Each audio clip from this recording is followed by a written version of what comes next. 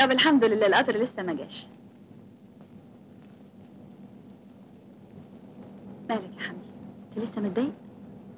فريده، انا مش هزورك في بيت خالك تاني. معلش يا حمدي، انا عارفه ان مرات خالي ضايقتك بكلامها. امال انا اعمل ايه اللي بقالي 10 سنين عايشه معاها عشان تبقى تعذرني؟ انا عذرك يا حبيبتي، لكن انا بايدي ايه اعمله؟ يا ريت كنت تعينتي معايا في مصر وخلاص. اتعين في مصر؟ وعايش فين؟ ده احنا بقالنا 3 سنين مخطوبين مش عارفين نلاقي اوضه نعيش فيها. ان شاء الله ربنا هيعدلها. ما افتكرش الحال هيستمر بالشكل ده. تعالي نجيب سجاير.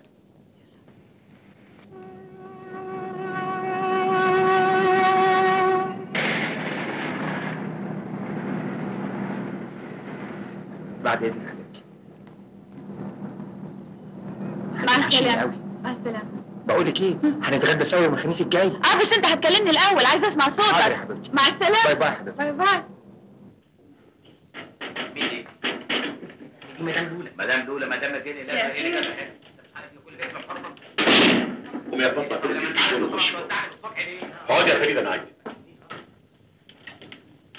خير في حاجه؟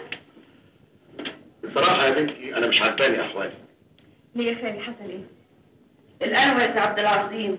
حطيها يا فهيم واقعدي عشان عايزك تحضرينا. تقدري تقولي لي بقى يا بنتي ايه اخر خطوبتك دي لحمدي؟ الجواز يا خالي طبعا. ايوه بس امتى؟ موت يا حمار على ما يجيلك العليق. اولا انا مش اول واحده تتاخر في الجواز، وبعدين في قبل مني كتير قوي مكتوب كتابهم بقالهم سنين ومستنيين السكن. يعني انا مش حاجه غريبه. قلت ايه يا بنتي اللي يجبرك على كده؟ ما دام في اللي يقدر يتجوزك ويسكنك في احسن شقه. يعني ايه؟ يعني في عريس اتقدم لك النهارده. امال حمدي ده يبقى ايه؟ ده عنده 30 فدان ومصنع حلاوه طحينيه. الفلوس مش كل حاجه. امال ايه اللي كل حاجه؟ البهدله والشحططه اللي انت فيها. يا بنت سيبك من الاوهام اللي في دماغك دي والكلام الفارغ. مش كفايه ضغط على نفسك فرصه وظيفه محترمه بالقوه العامه ورحت اشتغلت في مدرسه اطفال ب 30 جنيه؟ يعني عايزني كنت كل يوم اسافر دمنهور واصرف كل ماهيتي في المواصلات؟ على العموم العريس المتقدم لك ده مش عايزك تشتغل. يعني الراجل رايد راحتك. يا ناس افهموني، انا وحمدي بنحب بعض من زمان ومفيش قوه في الدنيا هتقدر تفرق بينا. كنا بقى الكلام الروايات. هو ماله كلام الروايات يا خالي؟ يا ريت بس نقدر نحققه. عن اذنك. البنت دي مش طبيعيه ابدا، دي اكيد في مخها حاجه. هي بس اللي ناويه فقر. تحلوا بقى المساله دي. حمدي معاه 150 قرش، عايز يشتري تفاح. كيلو التفاح ب50 قرش. حمدي يقدر يشتري كام كيلو؟ قوم. ما يقدرش يشتري ولا كيلو. ليه ما يقدرش يشتري ولا كيلو؟ لان كيلو تفاح ب4 جنيه. طيب افرضي ان كيلو التفاح ب50 قرش، يشتري كام كيلو؟ ايه مفيش حد عارف ولا ايه؟ ومين حمدي ده يا الله؟ واحد هيشتري تفاح. ده باين عليه غلبان قوي يا ابله. هنخش في التفاصيل.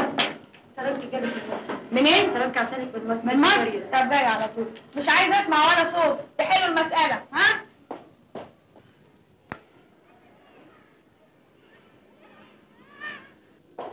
صباح الخير. خطيبك بقى تليفونات كتير قوي اليومين دول. معلش ما حضرتك عارفه الظروف. ايوه بس لازم اعرف انك انت عندك شغل. حاضر. رد الاول. الو. اهلا يا حمدي، ازيك؟ الحمد لله كويسه. لازم اشوفك النهارده ضروري. ايوه عندي ليكي خبر مهم جدا. خير، ايه هو الخبر ده؟ مش هينفع في التليفون يا فريد، لازم نتقابل ونتكلم. طيب ان شاء الله. هستناكي الساعه 4 في نفس المكان.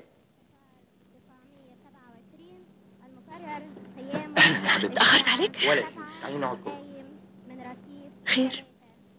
الشركه عندنا هتعلن عن وظيفه محاسب، مرتبها مش هيقل عن 70 جنيه، ده غير الحوافز.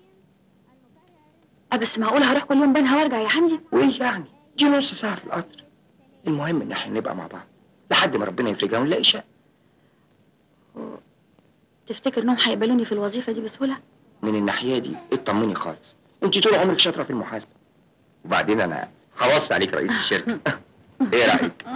هنشوف. ما تخافيش يا فريد، يا بنتي انا امها.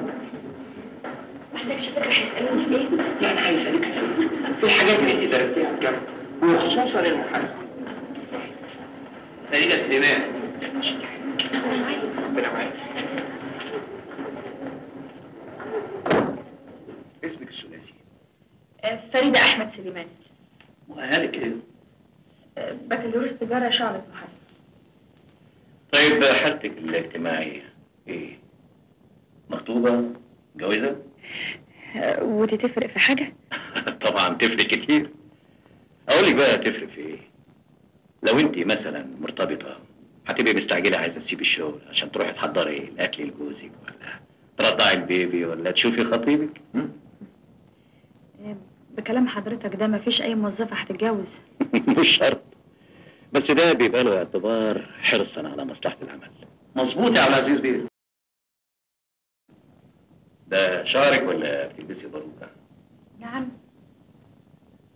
لا دي مش باروكه، ده شعر الطبيعي. معنى كده انك هتروحي الكوافير بره على الاقل كل اسبوع. مش مهم. اتفضل يا شاهين بيه. لو سمحت يا انسه، بس ما قالكيش قبل كده اشتغلت في الحسابات في المراجعه؟ انا معايا بكالوريوس تجاره، لكن بشتغل مدرسه في مدرسه خاصه. غريبه. لا مفيش حاجه غريبه الايام دي. عندك شهادة خدمة عامة؟ ايوه يا فندم. يعني لسه ما عندكيش خبره كافيه؟ مش مهم يا شاهين بيه، دي لسه طازة. ولا انت بتحب الحاجات البيضاء؟ طيب يا الوزير، اتفضلي. اذن.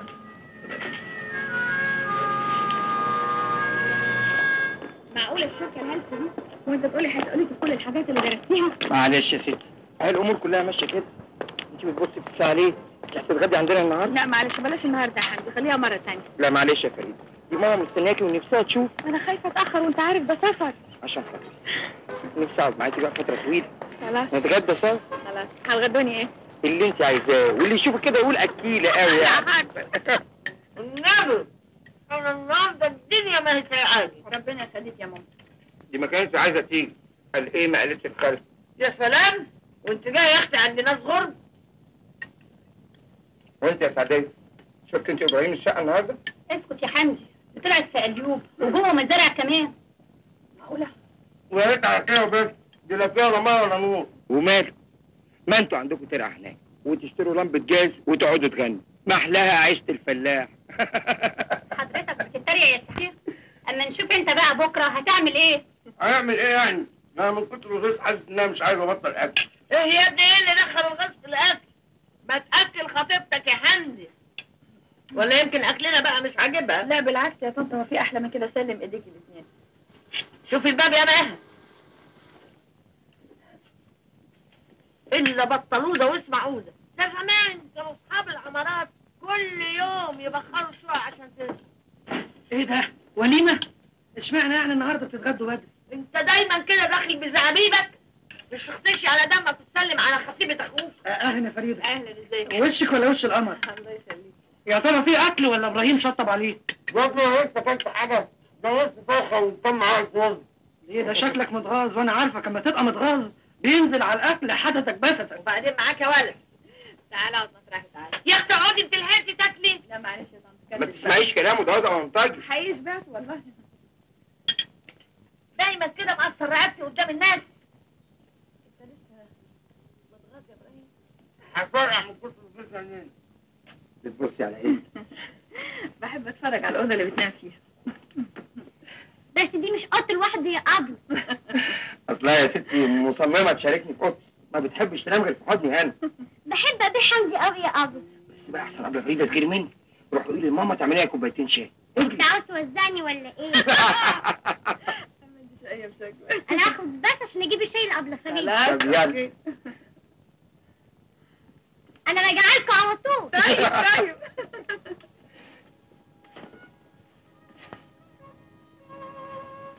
انت بتعمل ايه؟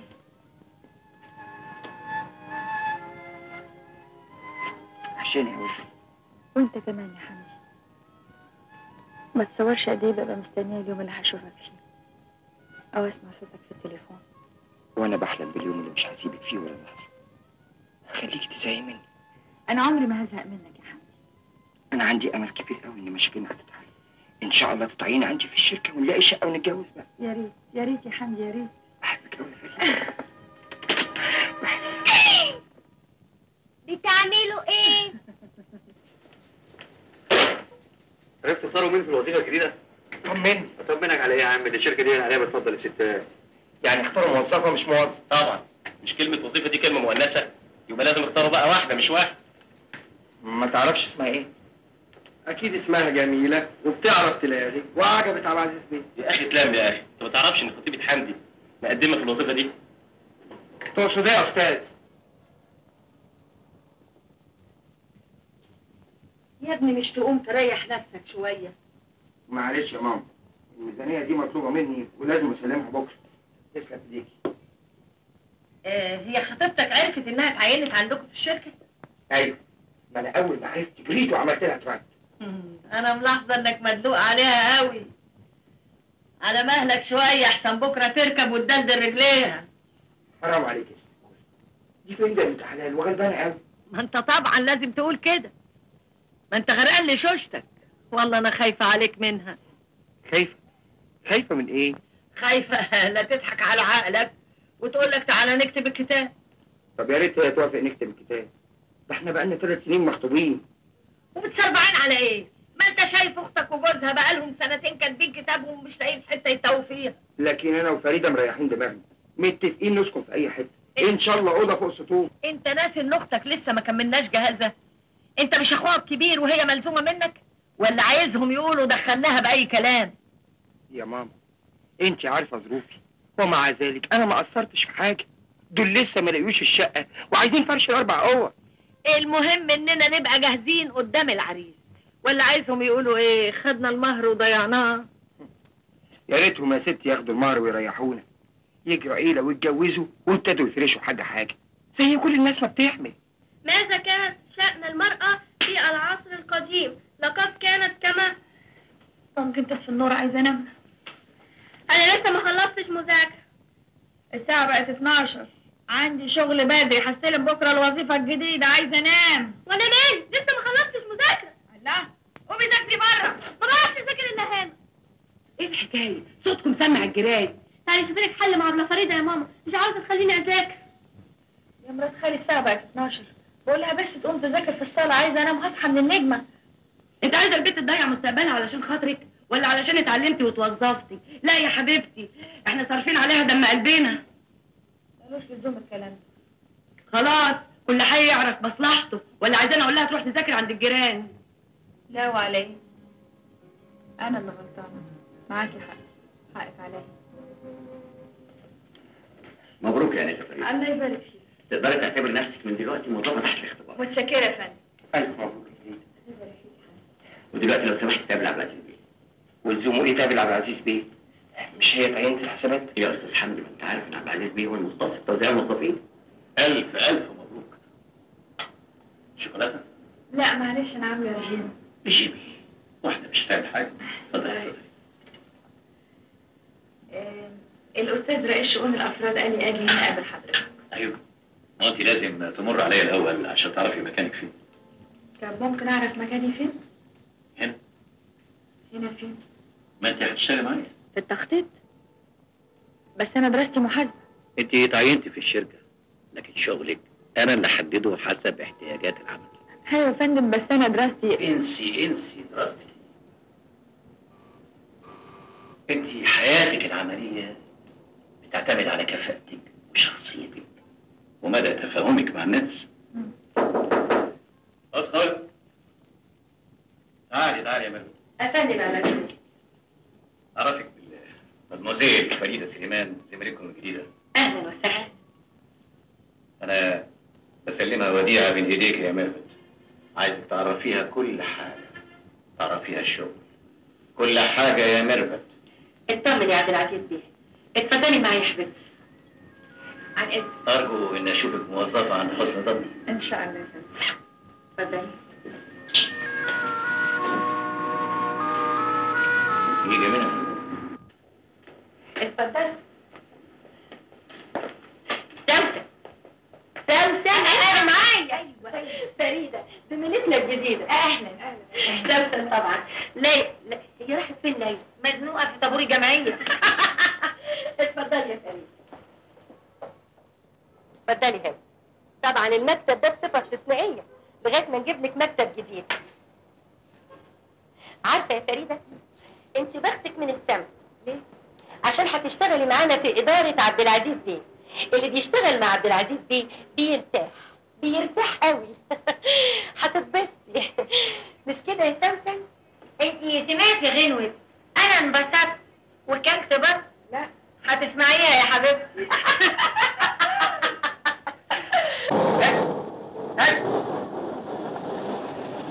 على محطة مصر يا اسطى. ده راجل سافل وسمعته زي الزفت، واديكي شفتي الإدارة عنده كلها ستات. للدرجة دي مركزه جامد في الشركة؟ بيقولوا إنه خبير في تخصصه، لكن يظهر إنه مسنود. على العموم هو راجل غني ومش محتاج للوظيفة. بقول لك إيه يا فريدة، ما تديلوش فرصة إنه يتكلم معاكي غير في الشغل وبس. ايه يا حمدي؟ انت ما عندكش ثقة فيا ولا ايه؟ لا يا فريدة، أنا ما عنديش ثقة فيه هو.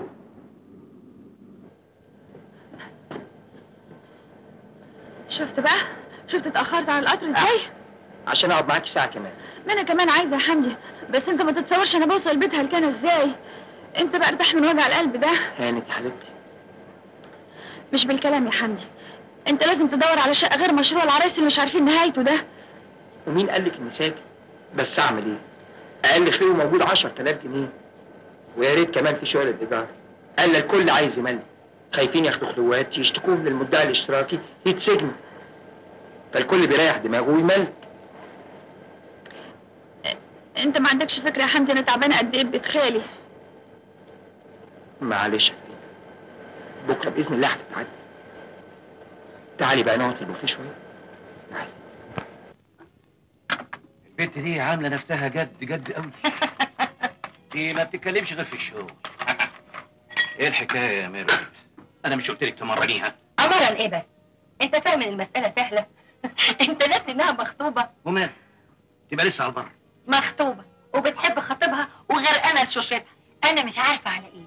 حمدي ده كحيان خالص. حمدي مين؟ خطيب فريده، ده موظف عندنا في الحسابات. وازاي ما اعرفش المعلومات دي كلها؟ يا سلام، مهم قوي للدرجه دي؟ ايه اللي مهم؟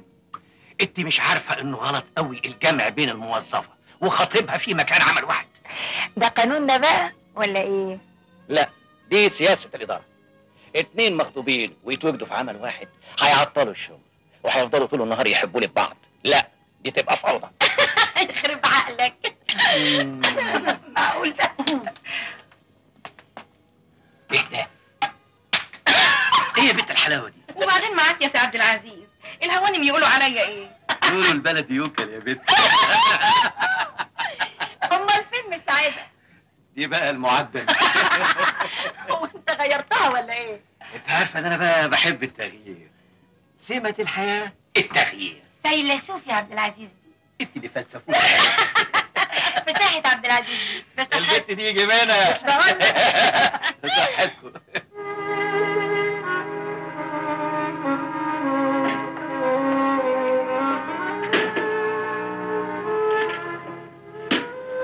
ايه مالك؟ أنا هتجنن يا أخي. كان عاوزك ايه رئيس شؤون الافراد؟ حاجة غريبة. ايه بس اللي حصل؟ تصور نقلني فرع الشركة في حلوان. كده من غير سبب؟ قال إيه مصلحة الشغل عايزة كده. السبب يا حبيبي بقى عند عبد العزيز بيه. تقصد إيه يا فندم أنت؟ في الحقيقه انا معجب بيكي قوي يا فريده. كموظفه طبعا. الحقيقه انت بقى كفاءه ممتازه وعظيمه عظيمه. انا كنت جاي لحضرتك في موضوع كده. ايوه. انتوا نقلتوا حمدي ليه؟ حمدي مين؟ حمدي عبد الجواد. خطيبي. ايوه، هو عمل حاجه غلط؟ هو يعني لازم الموظف يعمل حاجه غلط عشان يتنقل؟ ما جايز ده في مصلحته. بس يا فندم حضرتك مش عارف ظروفه، ده ساكن في شبرا ومعناها كل يوم يروح حلوان، ده سفر. ومال؟ بكره مترو الانفاق يخلص ويريحوا من المواصلات. ما هو على مترو الانفاق ما يخلص. ريحي نفسك. انا طول عمري ما قبلش اي واسطه في العمل. انت نفسك اتعينتي من غير واسطه واسطتك كانت كفاءتك. طيب، عن اذنك. بقول ايه يا فريده؟ انا شايف ان الشغل كتير هنا في الشركه، وقت الشركه ما بيكفيش. عندك مانع ان احنا نقدر نكمل الشغل عندي في البيت؟ لا، انا متاسفه، لان انا ظروفي العائليه ما تسمحليش ان انا اشتغل بعد الظهر، وبعدين انا ساكنه في بنها، يعني برضه سفر. ساكنه في بنها؟ ايوه. كل يوم تخبطي المشوار ده؟ ايوه. امال ازاي هتكملي بقى شغلك؟ حضرتك ما تعرف لناش طريق شقه؟ والله انا ما اعرفش غير طريق شقتي. عن اذنك.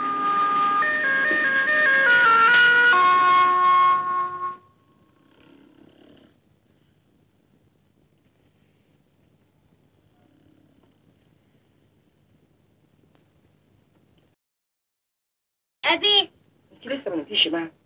أنام إزاي وأنت لسه ما جالكش نوم؟ أنت بتفكر في أبلة فريدة؟ ايوه. طب قولي، أنت بتحبها أكتر ولا أنا؟ انت اختي الصغيره الحبوبه الاموره اللي انا بحبها، وقبل فريده خطيبتي الاموره اللي انا بحبها برضه. يعني إيه خطيبتك؟ يعني هتجوزها وهتبقى مراتي. طب ليه ما تتجوزنيش أنا؟ هو أنا مش أحلى من أبلة فريدة؟ ما ينفعش يا لمضة، بطلي غلبة بقى عشان نعرف ننام. بطلوا انتوا الاتنين غلبة، لأن أنا عايز أعرف أنام. بقول لك ايه، بطل شخير انت عشان نعرف احنا ننام. أوه. هي أبلة فريدة هتيجي وتعيش معانا هنا؟ لا يا حبيبتي، انا وهي هناخد شقه لوحدينا. لا، ما تسيبنيش يا أبي، أنا بحبك قوي. وانا كمان بحبك قوي، بس احنا فين والشقه فين؟ ادخل. ده الملف اللي سيادتك طلبته. برافو. حلو قوي التسريحه بتاعتك دي، ماشيه تمام مع ملامح وشك. حضرتك قريت تقرير المتابعه؟ هايل. عجب سيادتك؟ لا، لبسي اللي انت لابساه ده بسيط جميل، بصراحه انا بحب البساطه. انا بكلم حضرتك عن التقرير. ايوه قريته وعجبني قوي قوي. ده انا حتى قررت ان انا اطلب لك علاوه استثنائيه، عشان كده انا عايزك تبقي جديره بثقتي فيكي. اتعشم يا فندم اكون عند حسن ظن حضرتك. يعني خلاص هتيجي مع ميرفت النهارده عندي؟ هو ده حسن الظن عند حضرتك؟ امال هقول عليك موظفه ممتازه ازاي؟ مش لازم تيجي عشان اخلص الشغل متعطل. يا فندم انا مش شايفه الشغل متعطل ابدا، وبعدين انا سبق قلت لسيادتك ان ظروفي ما تسمحليش اني اشتغل بعد الظهر. عن اذن حضرتك.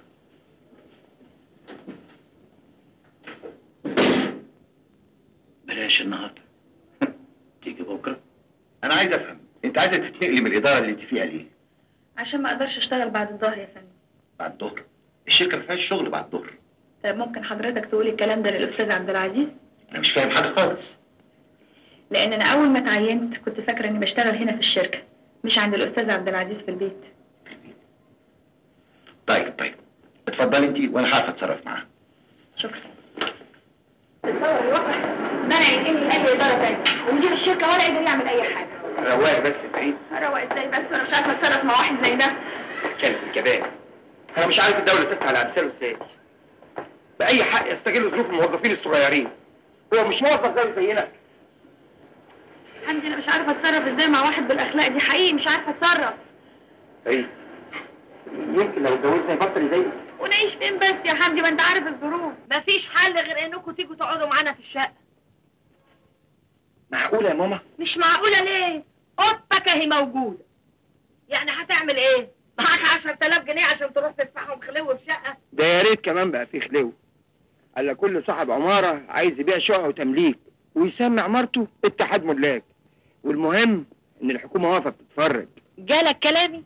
انا قلت لك مفيش حل غير كده. ايوه بس يمكن فريده ما توافقش. ما توافقش ليه؟ دي تتمنى. يعني اسم الله يعيشها في قصر، ما هي محشوره عند خالها، عاملين زي علب السردين. بس دي عروسه جديده ونفسها في عفش جديد. وماله؟ انتوا ما يلزمكوش غير اوضه نوم جديده، ودي امرها يتدبر. والله فكره. اهو ده اللي كان ناقص. لو انت بايره ولا يعني بايره؟ طب ده حتى البايره ما ترضاش بالكلام اللي بتقوليه ده ابدا. ما هو مفيش حل قدامنا غير كده. ما قلت يا فريده اللي ركبت دماغك وما سمعتيش كلام. يعني لو كنت اتجوزت الراجل انا كنت جايبهولك، مش كنت زمانك قاعده في بيتك متهنيه. كل شيء يا خالي اسمه نصيب.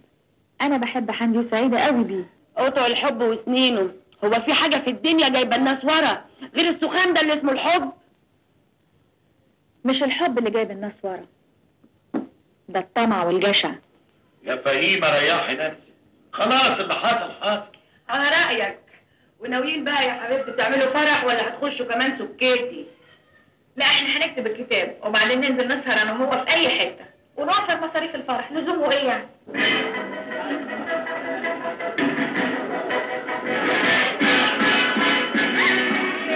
حمدي المكان ده باين عليه غالي قوي. ولا يهمك، انا عامل حسابي.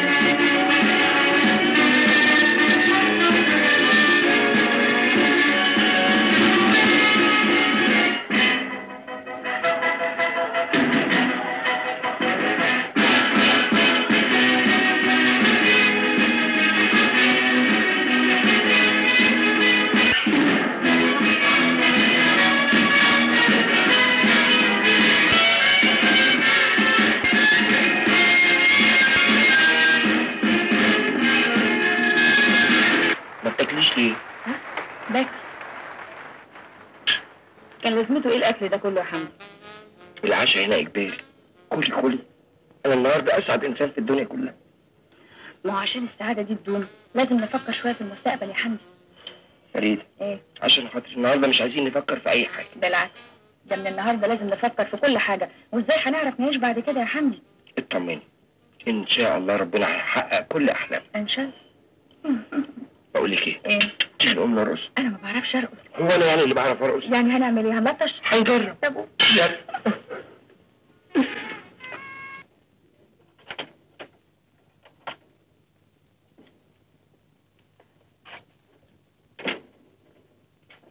ايه بس؟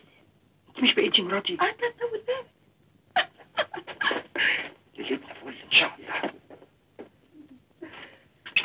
اخيرا بقينا لوحدنا. اختك نايمه هنا. معقوله اللي عاملاه مهد ده؟ ها؟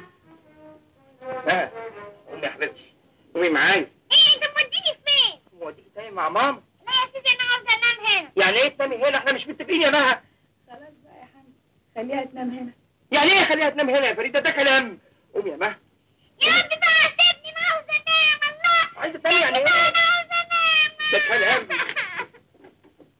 يا ماما، ماما، يا ماما، ماما. في ايه يا حمدي؟ مالك حبيبي؟ مها. مالها؟ تعبانه؟ ايه اللي منيمها في السرير؟ يوه يا ابني دي راسها والف سيف، لازم تنام مطرحها. طب وبعدين؟ روح هاتها لي هنا. ما انا حاولت اشيلها قعدت تصرخ وتعيط. طب سيبها بس اما تروح في النوم وشيلها وهاتها لي هنا. معقوله؟ دي ليله برضه تنام فيها هناك. حكى عليا يا بنت قلت ادب كتني. شكلك يموت من الضحك.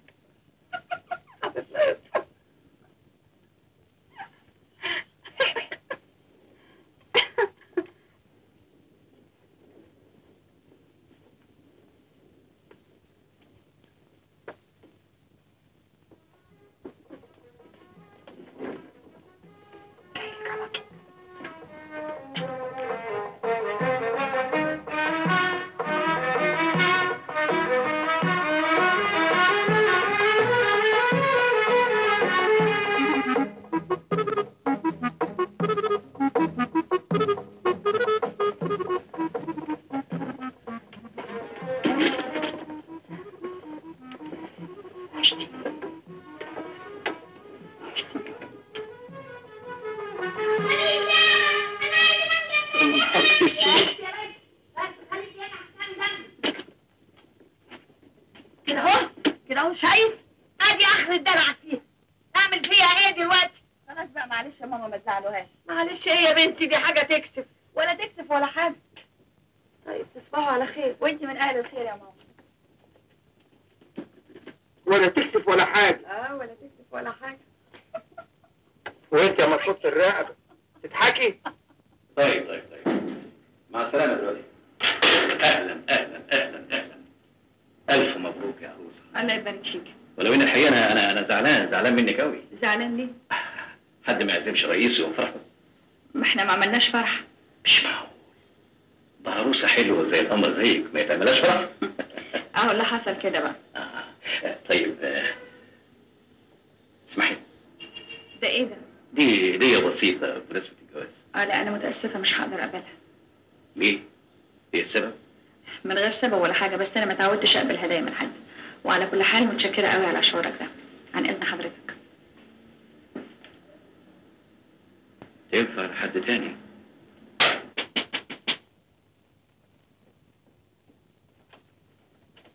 ايه ده كله يا ابله؟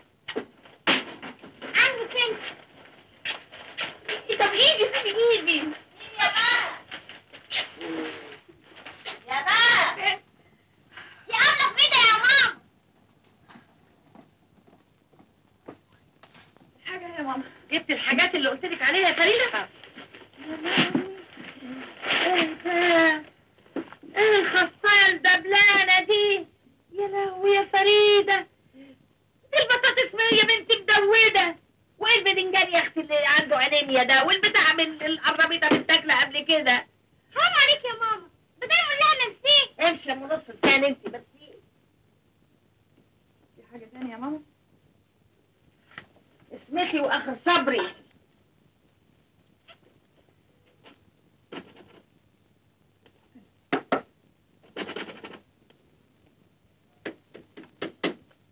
مين؟ يا اخي وطي صوتك شويه.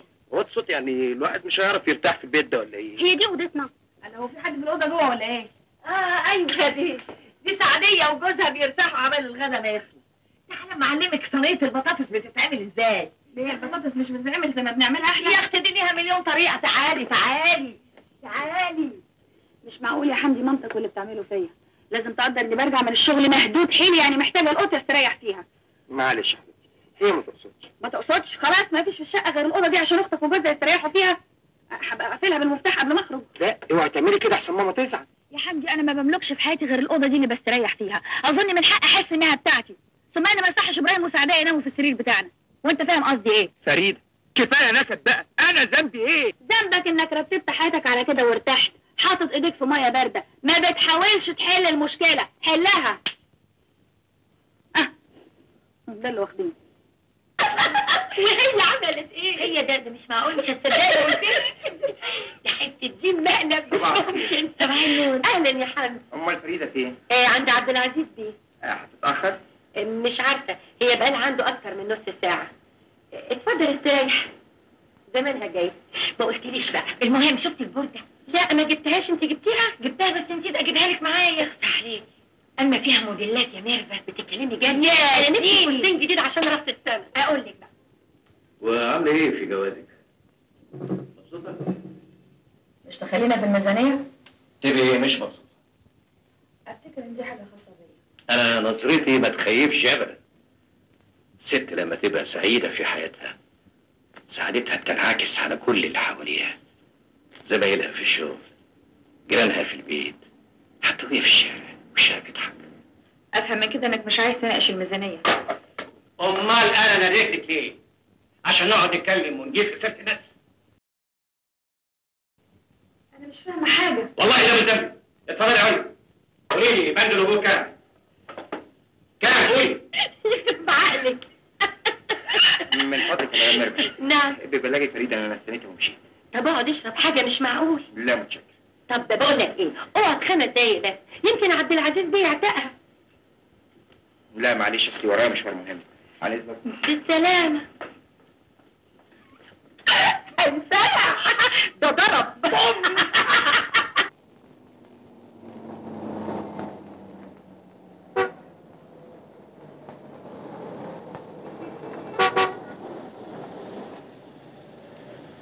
اتفضلي يا استاذ. لا معلش ميرسي متشكره قوي.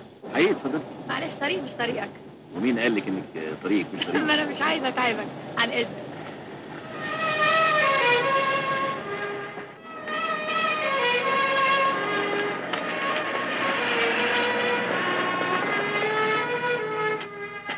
بتتجسس عليا؟ بتشوفني هركب معاه ولا لا؟ فريده انت ازاي تفكري التفكير ده؟ امال ايه اللي كان موقفك بعيد؟ انا كنت مستنيك. واللي بيقف مستني حد بيقف مستخبي ورا الشجره؟ انت مش قال لي ميرفت انك ماشي؟ ايوه لكن لكن ايه؟ بتشك فيا مش كده؟ بس ده بقى معناها ان ما عندكش ثقه في نفسك. فريده انت فاهماني غلط. انت اللي فاهمني غلط. انا لو كنت بفكر اتجوز واحد غني ولا عنده عربيه ما كنتش اتجوزتك انت. كنت اتجوزت العريس اللي جابهولي خالي. اهو اغنى من عبد العزيز 100 مره. انا عارف، وعلى العموم حقك عليا. انا بس خايف عليكي. عبد العزيز ده انسان سافل. حمدي لازم تعرف ان انا اخترتك لاني بحبك ومقتنعه بيك.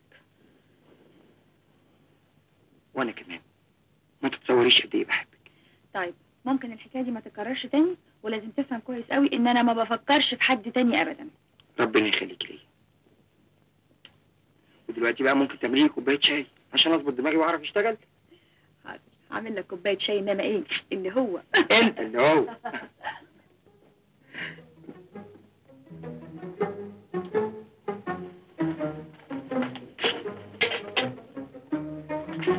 تعملي ايه يا فريد؟ بعمل شاي يا ماما.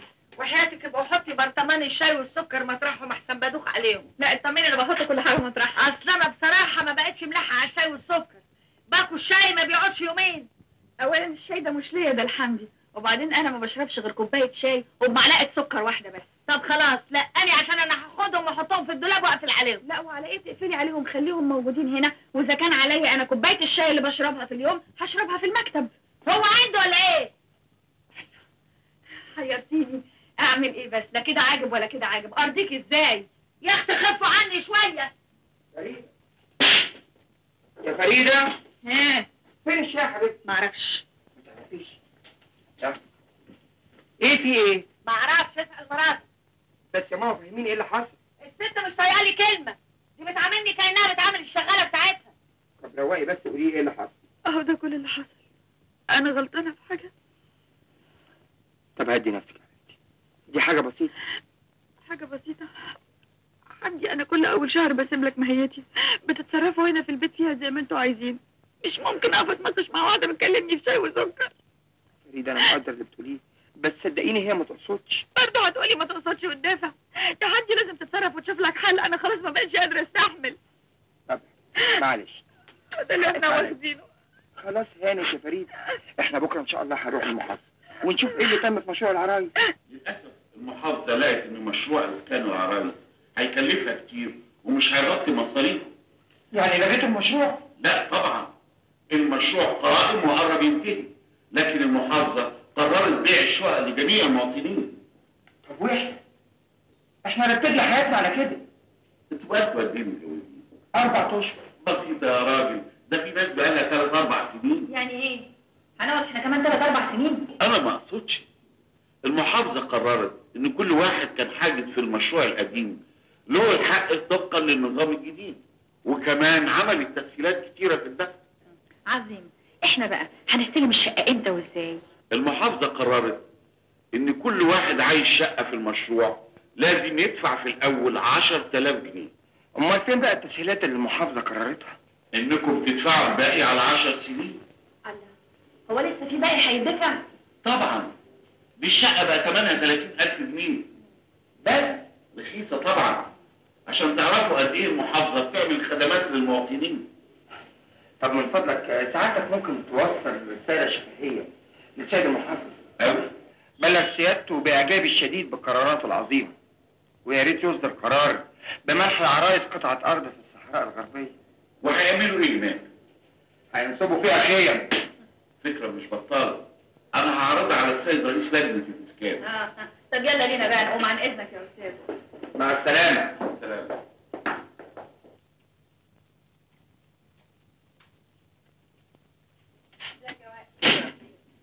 مساء الخير.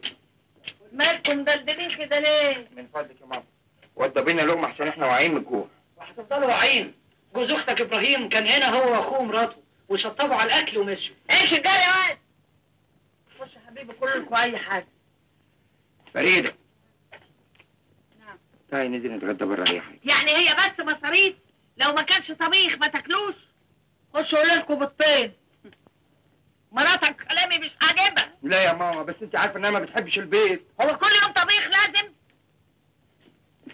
ماما اشمعنى يعني ابراهيم وعيلته ياكلوا لحمه وعايزاها هي تاكل بيض؟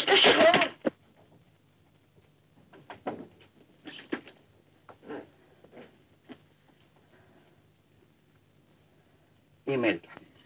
ماليش. طب قلعتي ليه؟ احنا مش هننزل نتغدى بره؟ لا ماليش لزوم. طب انزل اجيب لك اكل. حمدي مش عايزه اكل، عايزه انام. ممكن؟ معقوله هتقعدي كده من غير اكل؟ حمدي مش عايزه اكل، عايزه اتخمد انام احسن. ها اخر حبايه كمان، عايزه اخد القرص بتاع كله.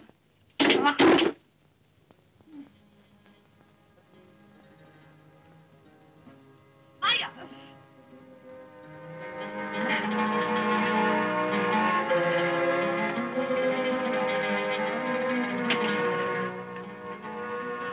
انا مش عارفه انت مطاطلها ليه؟ على ايه الانزعه دي كلها؟ يا ماما ارجوك، انا مش ناقص مشاكل. يعني ايه لما رجعت وما لقيتش اكل؟ بقى كل يوم بتيجي تلاقي الاكل جاهز. طب ما هي ما قالتش حاجه. والنعمه انا سامعاها يا اخويا وهي عماله تشخط فيك. انما ايه الحق مش عليها هي، الحق عليك انت. ماما وطي حسك مش بس هاد انت، انا عايزاها تسمع عشان كل واحد يعرف مقامه. مفيش داعي للكلام ده يا ماما. اذا كنت باجي بلاقي الاكل جاهز زي ما انت بتقولي فانت اللي عايزه كده، لانك منعاني ادخل المطبخ، منع يبقى لي اي صفه في البيت ده، وصابره وساكته ما بفتحش بقي ما بتكلمش. لكن الحق مش عليكي، الحق على الراجل اللي انا متجوزاه، اللي سمح لك تبهدلي وتلطشي فيا زي ما انت عايزه. لكن وديني وما اعبد، ما هسمح لحد في البيت ده يمس شعره من شعري. مفهوم؟ اسم الله. خضتيني. لا ما خضتش حد. قليل الاصل يفضل قليل الاصل، والواطي طول عمره هيفضل واطي. من ايش؟ ماما وديني من اول انت علي قله ادب مش كفايه مستحملينك في بيتنا. حرام عليك يا ماما، بدك كده عليا انت ليه؟ انا بدكم ايه؟ انا كنت من الاول وانا حاسس ان الجوازه دي هتبوظ. يا اخويا الثايل. ايه ده يا فريده؟ بتعملي ايه؟ انا مش هقعد في البيت ده ولا دقيقه بعد النهارده. معقوله يا فريده؟ عايزه تسيبي البيت عشان سوء تفاهم بسيط بيحصل في كل عيله؟ يا اخي حرام عليك، حرام عليك. بقى اللي شفته ده بتسميه سوء تفاهم بسيط. بس انا بقى يا استاذ مش هستنى لما اوصل للجنون. فاهم يعني ايه مش هستنى لما اوصل للجنون؟ اذا كنت صابره وساكته وكاتمه في قلبي ما بتكلمش، فده عشان عايزه اعيش. حرام عليكم، حرام عليكم، خليتوني بقى اتمشى بالمهدئات. حرام عليكم عشان بستحمل التلطيش فيا طول النهار. انت اللي شفته ده يا استاذ، ها؟ اللي شفته النهارده ده ما يجيش ولا حاجه باللي بيحصل لي طول النهار في البيت. بس انا بقى مش هستحمل. فاهم يعني ايه مش هستحمل؟ فاضيه ومش هستحمل. انا عارف كل حاجه يا فريده، هنعمل ايه؟ ظروفنا كده. انت ولا عارف ولا حاجه. فريده لازم نستحمل يا حبيبتي، معلش عشان خاطري، عشان خاطري ارجوكي فوتي الحكايه دي. تعمل لي كرامه ساعتها ابقى اعمل لك خاطر. طب ممكن اعرف انت رايحه فين؟ مش مهم تعرف انا رايحه فين، رايحه لحال سبيل. يعني ايه مش مهم اعرف انت رايحه فين؟ انت مش مراتي ولا كلمه عليكي؟ ما تكلمنيش. يلا يا حبيبتي لمي هدومك بسرعه، ده انا مش هكسر وراكي قله، هكسر وراكي زير. فعيب يا ماما الكلام ده. هي خلت فيها عيب بعد وصلة الردح اللي وقفت تردحالي وتشتمني وتقطع في وسطها يمين وشمال. حقيقي على رأي المثل كل ما اقوم بينضح باللي فيه. فريده استني بس. استنى انت، اوعى والله العظيم لو سألتها تقعد لا انت ابني ولا نفس. اطمني انا سايبهولك عندك موجود، اشبعي بيه. في فريدة. 60 داهية، انا عارفة انت جيت لنا منين.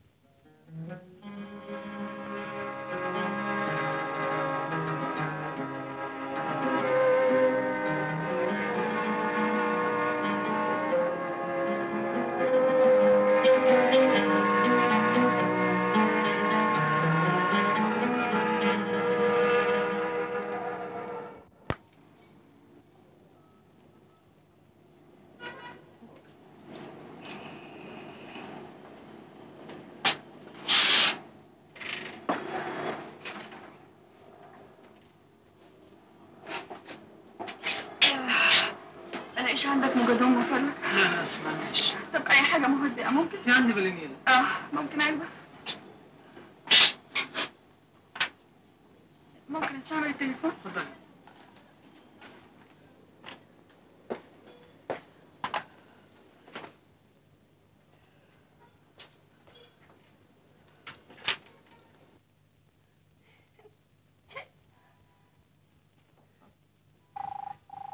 هتعملي ايه؟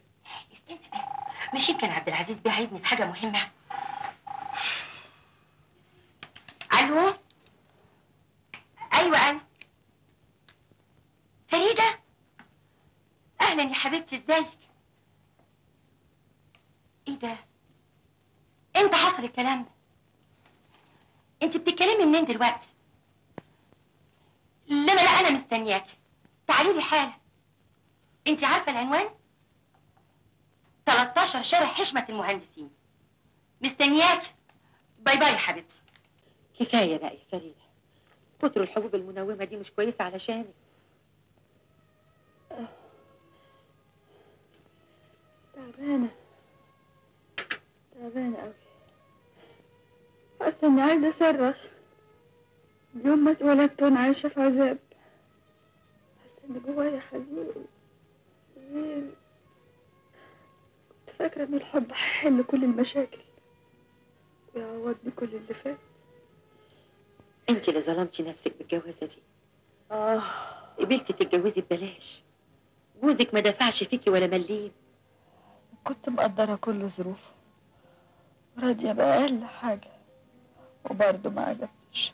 مقدره ايه بس يا فريده؟ الراجل لازم يصرف على الست دم قلبه عشان يعرف قيمتها. أنا عارفة إن طول عمري حظي قليل. ولا تزعلي نفسك، انا مبسوطه من اللي حصل ده علشان تفوقي لنفسك وتبصي لمصلحتك. ولا يهمك منه، اديكي قاعده معايا بدل ما انا قاعده لوحدي. ده انت 1000 واحد يتمنوا ضفرك.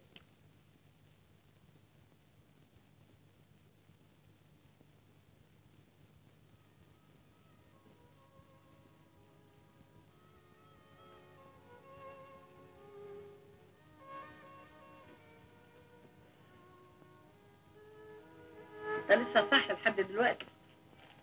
مش جاي لي نوم يا ماما. يا اخويا مش جاي لك نوم وهي نزلت؟ ما تعرفش راحت فين ولا دلوقتي قاعده مع مين؟ يعني هتكون راحت فين يا ماما؟ زمانها رجعت لخالها ببنها. لخالها؟ طب ولما هي رايحه لخالها ما قالتلكش ليه؟ دي نزلت من غير ما تقول لك ولا كلمه. انا بكره لما اروح الشغل هعمل ترنك لخالها. تبقى عبيط لو عملت كده، ساعتها يفتكروا انك مش قادر على بعدها، وطبعا هات يا طلبات وشروط. سيبها بكره ترجع ورجلها فوق رقبتها. انا مش عارف انت عايزه تقسيني عليها ليه؟ دي مراتي وانا بحبها. ارجوكي سيبيني اتصرف في حياتي. انا اللي بقسيك عليها؟ الله يسامحك، ربنا ينكد عليك يا فريده زي ما نكدتي علينا. حرام بقى يا ماما، كفايه كده. اقطع دراعي ما كانت عامله للواد عمل.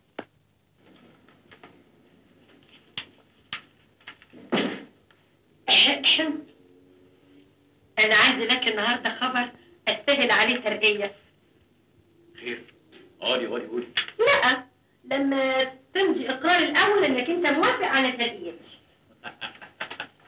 مش جايز يكون خبر هايف ما يستحقش حتى علاوه. انا برضه بتاعت اخبار هايفه. على العموم انا هقول لك على الخبر وهسيبك لضميرك بقى. قولي. فريده ثابت جوزها اتطلقوا؟ لا، بس في طريقهم. ايه اللي حصل؟ اتخانقوا مع بعض وسابت له البيت وقاعده عندي اليومين دول. عصيب. يعني استاهل بقى اللي بس انا عايزك تحكي لي كل حاجه بالتفصيل. انت عارفه ان انا هنا يهمني جدا اعيش في مشاكل الموظفين.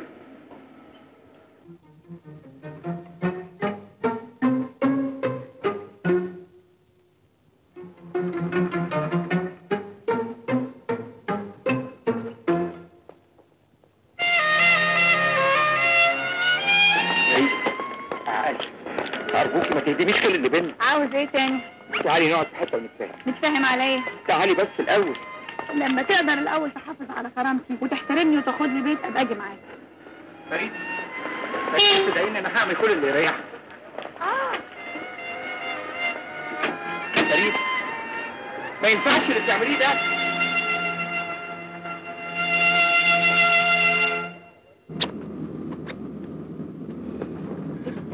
هاخد حبايه تاني يا فريده، حرام عليكي ومن غير ميه كمان. زهقت.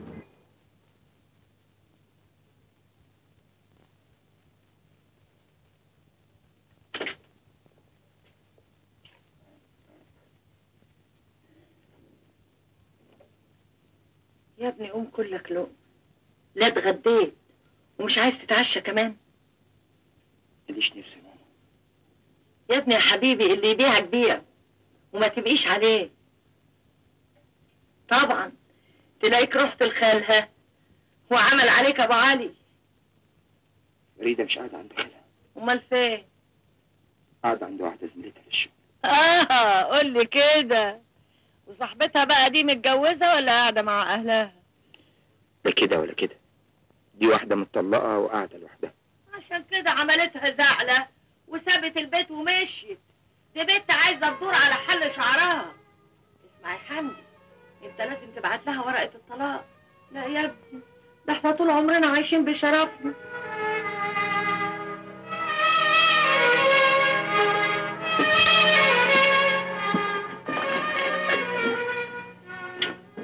انت رايح فين؟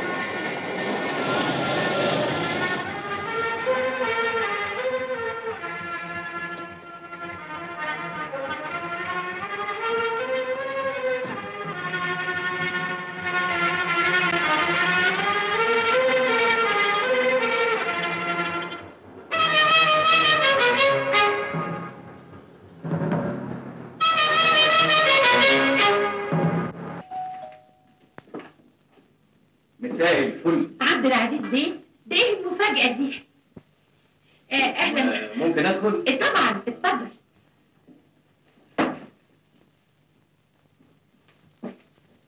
مش معقول. فريده هنا؟ ايه الصدفه الجميله دي؟ اهلا يا استاذ عبد العزيز. مساء الخير يا فريده. ايه الزيارة اللي مش عاجباك دي يا عبد العزيز بيه؟ مش عادتك يعني، انت دايما بتتكلم في التليفون الاول. انا اسف، هي التليفون عطل وانا جيت لك عشان محتاجك في حاجه مهمه في الشغل. تحت امرك، البيت بيت. اتفضلي اقعدي. الحقيقه لو كنت اعرف ان فريده هنا انا كنت عملت لها حفله كبيره. ياه، للدرجه دي فريده غاليه عليك؟ ربنا وحده يعلم، لكن اعمل ايه؟ ماليش بخت. روحي حضري لنا الكاسات والتلج بسرعه لحسن انا عطشان قوي. من عيني.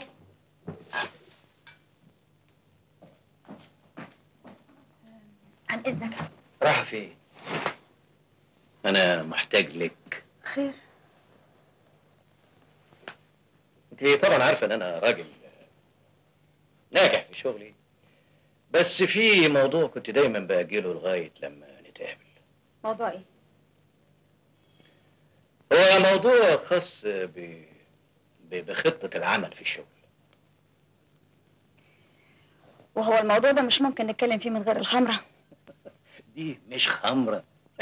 دي مجرد تفاريح عشان الواحد يقدر يفكر كويس ويشتغل بنفس. يا سلام، ودي بقى من مستلزمات الاداره؟ يخرب عقلك يا فريده، ده بتتجنني يا بنت. لا ده كتير. ما سمعتيش اللي قالته. هاتي التلج هاتي.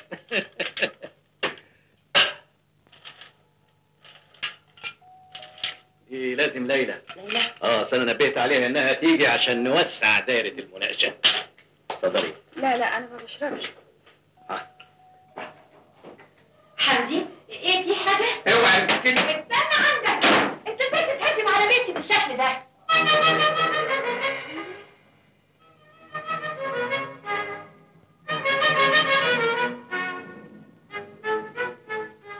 انا دلوقتي بس فهمت كل حاجه. فهمت ان الحب كان عاميني عن حاجات كتير. لا لا يا حمدي لا. انت للاسف سافله. لا لا لا حقيقه. لا يا حمدي. انت ازاي يا ولد تتجرأ وتتكلم قدامي بالشكل ده؟ انت ناسي ان انا رئيسك في الشغل. حمدي استنى بس بص، انا هفهمك كل حاجه، انا هشرح لك كل حاجه، هفهمك كل اشرحي لي ايه؟ انت دول.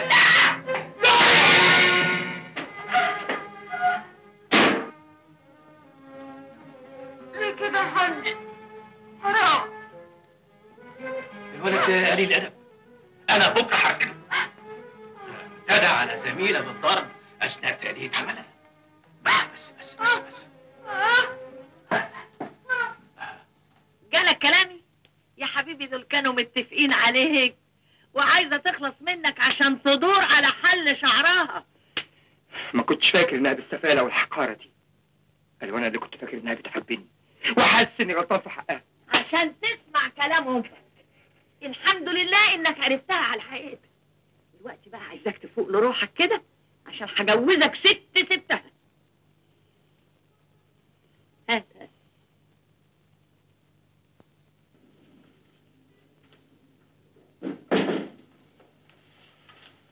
الورقه اللي حضرتك طلبتها. ما تتصوريش انا متضايق قد ايه من جوزك النكدي اللي بوظ علينا الليله ديت. انما انا هاخد لك حقك. انا هبعده نهائي عن الشركه. لا ارجوك ارجوك ما تعملش اي حاجه. اذا كان حمدي ظلمني فهو كمان مظلوم. يا سلام، يا سلام على رقه قلبك وطيبتك. حقيقي انت انسانه عظيمه. انا كل يوم اعجابي بيكي بيزيد اكتر واكتر. عن اذنك.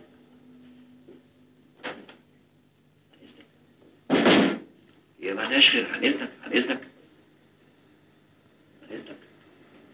انت ليه مش عايزه تصدقي ان عبد العزيز بيه بيحبك؟ يعني ايه بيحبني؟ يعني نفسه يساعدك، نفسه يحقق لك كل اللي نفسك فيه. والتمن ايه بقى ان شاء الله؟ اروح ازوره في الشقه مش كده؟ يا ريتك تشوفيها يا فريد، دي حته شقه تجنن، 5 اوض انما ايه؟ جنه.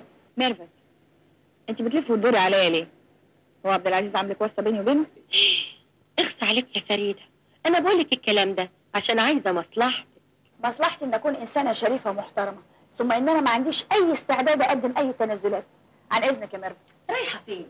احنا مش هنتغدى سوا؟ لا معلش بلاش النهارده. تبقي زعلتي من كلامي. لا ما زعلتش ولا حاجه. طب رايحه فين؟ صدقيني مش عارفه رايحه فين.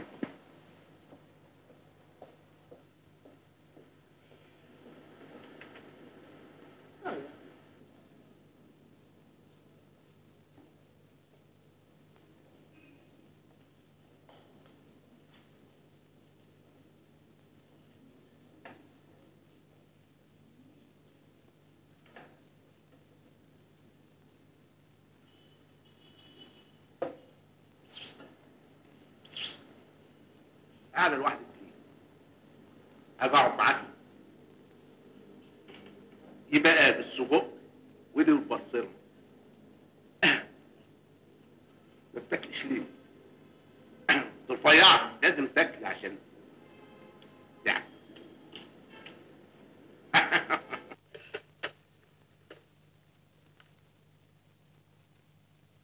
ايوه يا مرة. ايه في حد عندك؟ لا انا قاعده لوحدي. اتكلمتها طبعا. يظهر مساله الطلاق مأثره عليها شويه.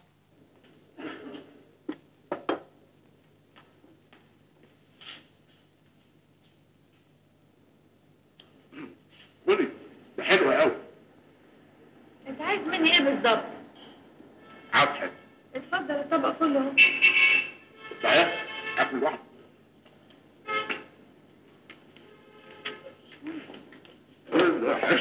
حلو.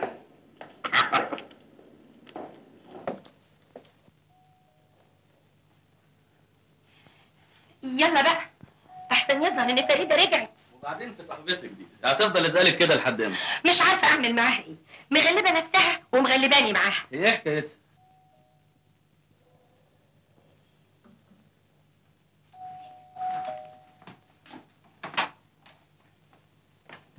ايه كنت نايمه؟ لا ابدا، انا اصلي كنت قاعده مع مدحت ابن خالتي، عنده مشكله وكنت بحلها له. فريده صاحبتي وزميلتي في الشغل. اهلا وسهلا. المهندس مدحت ابن خالتي. طبعا اذنك. اتفضلي يا حبيبتي. لا ما فيش اي حاجه. عينك كتقلها هنا بتبص لها كده ليه؟ ده فعلا عبد العزيز بيه لازم يموت فيه. بقول لك ايه، مع السلامه انت دلوقتي، مع السلامه، عندي مشكله تانية هحلها.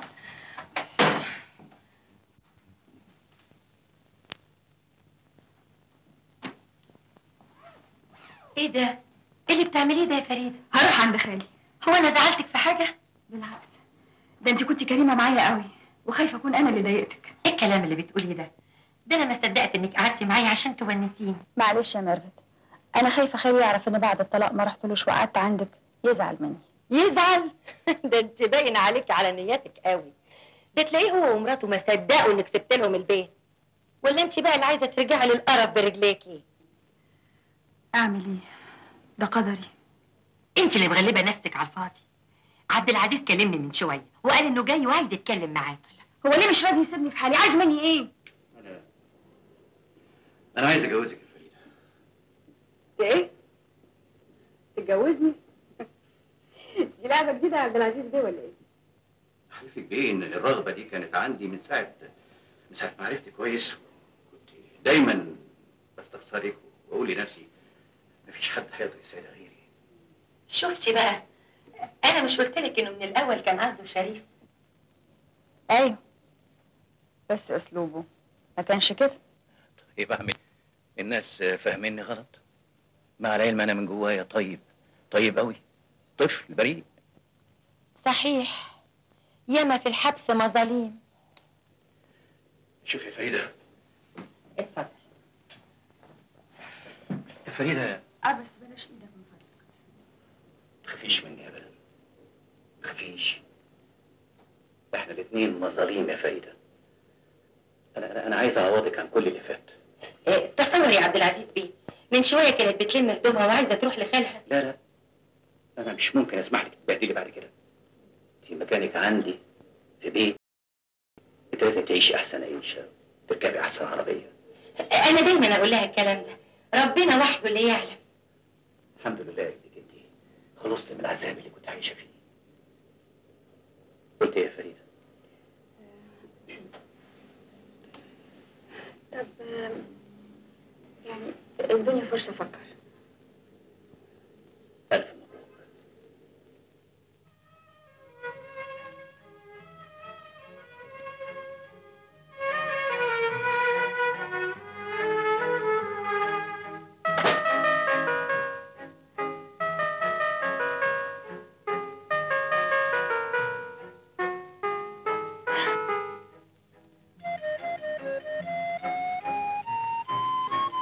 حلوه قوي الشقه.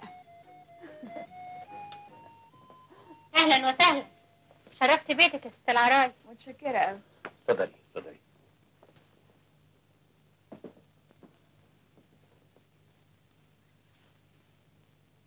النبي ده انا احلى منها، بس هو البخت.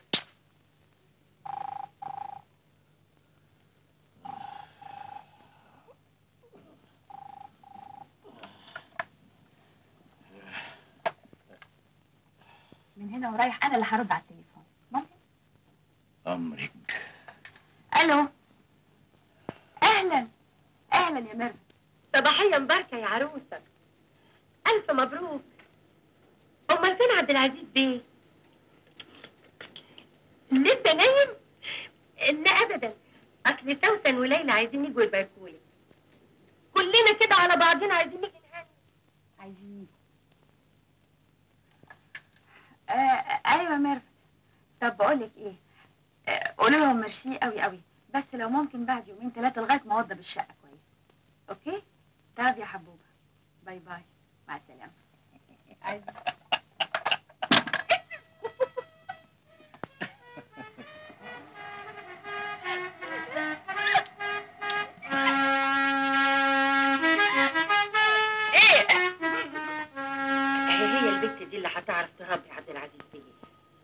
والله ما انا عارفه مين فيهم اللي هيربي التاني.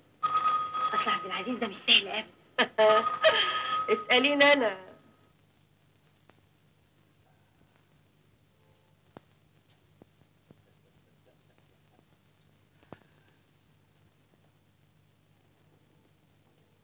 صباحية مباركة يا عريس، احضر لك الحمام ولا لما تفطروا؟ ايه يا بنت المقاصه دي؟ ما تقفي تتكلمي عادل. جريت التهانم تسخطي فيا كده ليه؟ انا عملت حاجة يا سي عبد العزيز ولا هي من اولها كده؟ هي ايه اللي من اولها كده؟ ما تقفي تكلميني عادل. جري يا بنتي جري، يلا يلا. البنت دي ما تقعدش هنا، لازم تطرد حالا. يطردني بتاع ايه؟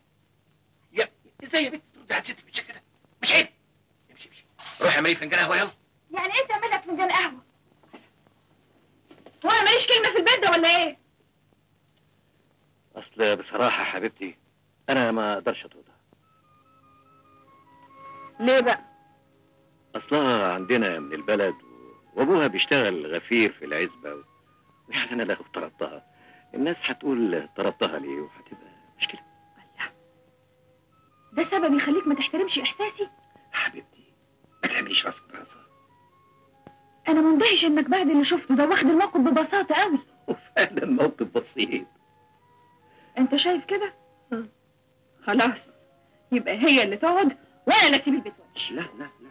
امال اقول لك ايه؟ لا لا خلاص. رجعها. اتجوزت رئيسها في الشغل؟ لا، دي تبقى بنت بتلعب بالبيضة والحجر. لكن ارجع اقول ايه؟ انت الحق عليك اللي طلعتها بالسهل. يعني ايه طلقتها بالسهل؟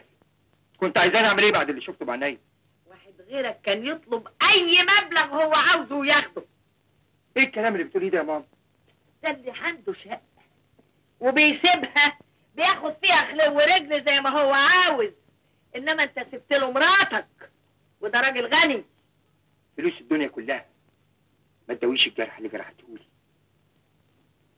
لكن معلش معلش يا فريدة. خش يا عزيزه، هو فين الباب وراكي؟ مساء الخير يا حبيبتي. اهلا، مساء النور. قربي يا بنتي، بوسي ايدي ستك. لا معلش. طب يلا يا عزيزه خش على المطبخ هناك. ايه رايك في البنت؟ طيبه ومنكسره ولا بتتميز. باين عليها. تعالى بقى اموري لك البلكونه عملت لك فيها ايه.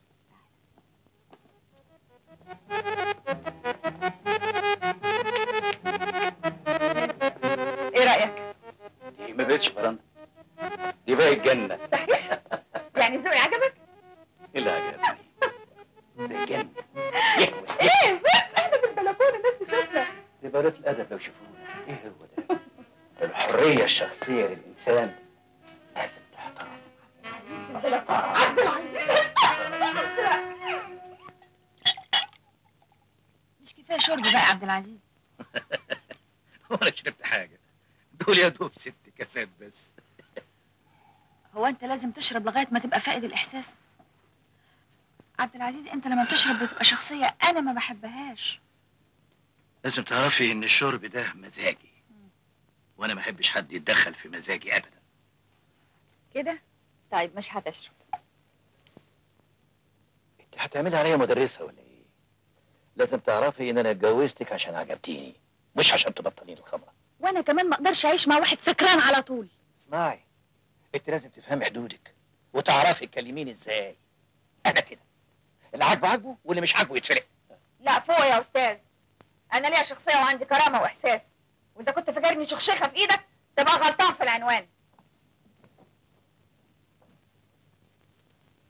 نكديه.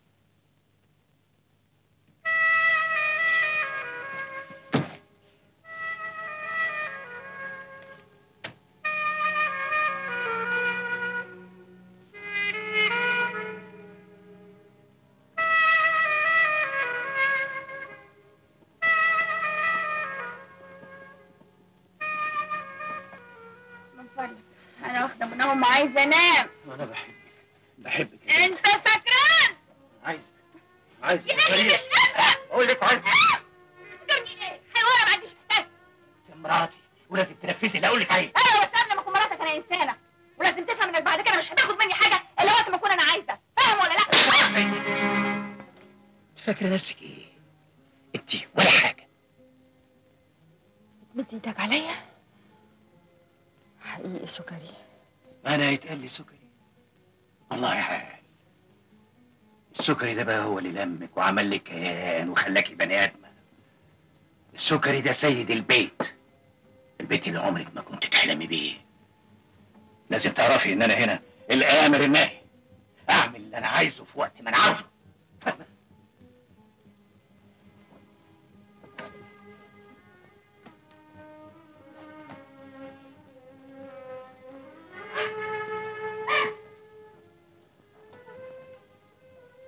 فريدة فريدة انت يا بنت.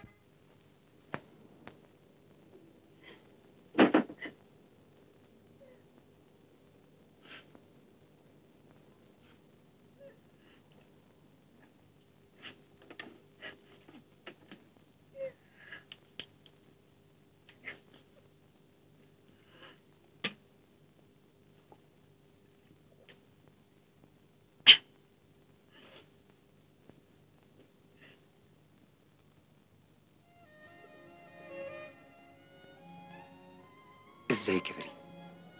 انا كويسه الحمد لله. اخبارك ايه وعامله ايه؟ يعني عايشه، انت عامل ايه؟ من يوم ما سيبنا بعض وانا حياتي ملهاش طعم. عن اذنك يا حمدي. معلش بقى يا فريدة، تعالي على نفسك شوية وخدي بالسياسة. مش قادره، مش قادره يا ميرفت. حاسه ان اعصابي بتنهار، مش قادره. ما تبقيش عبيطة امال. انت عايزة تضيعي من ايدك كل حاجة؟ انت ناسية الشقة والاملاك اللي عنده، ولا عايزة تعملي زي مراته الاولانية طلبت منه الطلاق وطلعت من مولد بلا حمص. طب قولي لي اعمل ايه؟ عبد العزيز ده زي العيل الصغير، يعني كلمتين حلوين منك يبقى زي الخاتم في صباعك.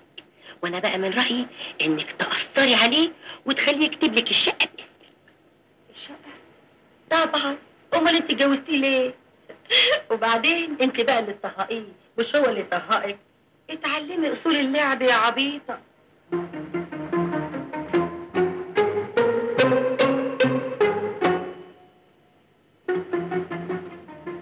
ستك فين يا بنت؟ في اوضه النوم بتاعتها يا سيدي. اوضه النوم. انا داخله انام. حضرتك مش عايز حاجه؟ غوري من وش السعادة، غوري بقى.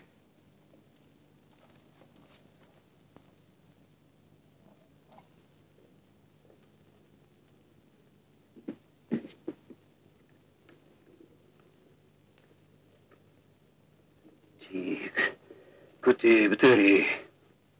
كتاب في المحاسبه. محاسبة؟ مش خلصتي مذاكرة وتخرجتي؟ ناوي اكمل دراسات عليا. هو نسبته ايه بس؟ انا حره. لسه زعلانة مني؟ حقك عليا يا ستي. ارجوك يا عبد العزيز، احسن لنا كل واحد يفضل في حاله. يفضل في حاله؟ ايوه. ودي تبقى عيشة دي؟ والله انت اللي عايز كده. أنا عايزك يا فريدة. أمال أنا اتجوزتك ليه؟ أنا عارف إن أنا بني آدم متعب. معلش استحمليني. بصراحه يا عبد العزيز انا ما بقتش مطمنه لك. تصرفاتك معايا خوفتني منك قوي. أنا مستعد أعمل أي حاجة عشان أرضيك. ده كلام بتقوله دلوقتي عشان توصل للي انت عايزه، وبعد كده ترجع زي ما كنت. طيب أثبت لك إزاي؟ اذا كنت حقيقي بتحبني اكتب لي الشقه باسمي. وتفرق إيه إنها تكون باسمي ولا باسمك؟ عشان اضمن يا حبيبي اني مش هترمي في الشارع. أنا عمري ما هفكر أرميكي في الشارع. أنا بحبك. خلاص، يبقى تعمل اللي بقولك عليه. طيب بس اديني أفكر. يلا بينا نقعد مع بعض. يلا. لا، فكر الاول.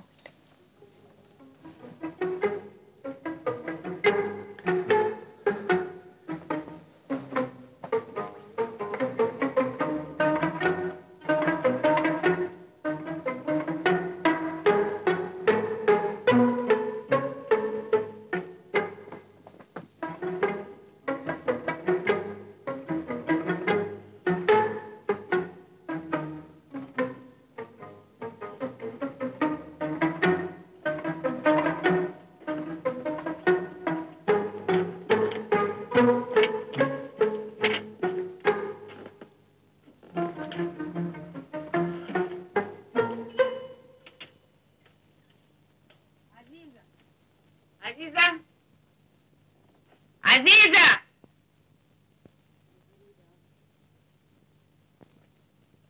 ادعكي يا بنت ادعكي جامد. تحت تحت شويه. ايوه ايه اللي بتهببوه ده؟ انا مش دعوه الست البيه اللي قال مش لا مره مش لا مره. ايه امشي. ايه في ايه؟ بتدعكي ضهري حاجه غريبه. طبعا غريبه، دي مسخره ولا ادب يا استاذ. لا مسخره ولا حاجه، كل ولاد العائلات الكبيره بيعملوا كده لما بيدخلوا الحمام. يا اخي طز في العائلات الكبيره اذا كانت تصرفاتها قذره زيك كده. الله دي كديه. بنت يا عزيزه بنت. خلاص يا فريدة، أرجوكي ما أحبش أشوفك حزينة كده. انت السبب، ما كانش فيه داعي تتسرع وتظلمني. لا أنا السبب ولا أنت. الظروف كانت أقوى مني ومنك. بس انا مش هستنى مع الراجل ده تاني، لازم يطلقني. ما تبقيش عبيطة طبعا، هتكرري نفس الرد تاني. يعني ايه؟ عاوزني اعيش مع الحيوان ده تاني؟ لا، فكري قبل ما تعملي حاجة ممكن تندمي عليها. هتروحي فين؟ هتعيشي ازاي؟ هترجعي عند خالك؟ هتقدري تستحملي قرف ومناكفة مرات خالك؟ ولا هترجعي تعيشي عند ميرفت وتستغلك لحساب حد تاني؟ مش عارفه، انا حاسه اني ضايعه. صدقني يا حمدي، انا ندمانه على كل دقيقه سيبنا فيها بعض. مستعده اسيب الشقه، اسيب كل حاجه، وارجع اعيش معاك تاني ان شاء الله في عيش. يا ريت يا فريدة، دي أمنية حياتي، لكن حب ليكي يمنعني إني أبهدلك وأعذبك تاني معايا. علشان خاطري لازم تستحملي حياتك مع عبد العزيز. افهم من كده ان انت تتخلى عني؟ أبدا يا فريدة، اللي بقوله ده عشان مصلحتك صدقيني، على الأقل لحد ما نلاقي حل معقول. وساعتها أنا مش هسيبك تعيشي معايا لحظة واحدة. خلاص بقى هاي عليا يا ستي. البنت عزيزه الشغاله طلعت طعم، وهجيب لك واحده غيرها. خلاص بقى يا فريد، عبد العزيز بيعتذر لك وهينفذ لك كل اللي انت عايزاه. الاعتذار مش كفايه. طب ايه اللي مطلوب مني اعمله عشان تبقى راضيه عني؟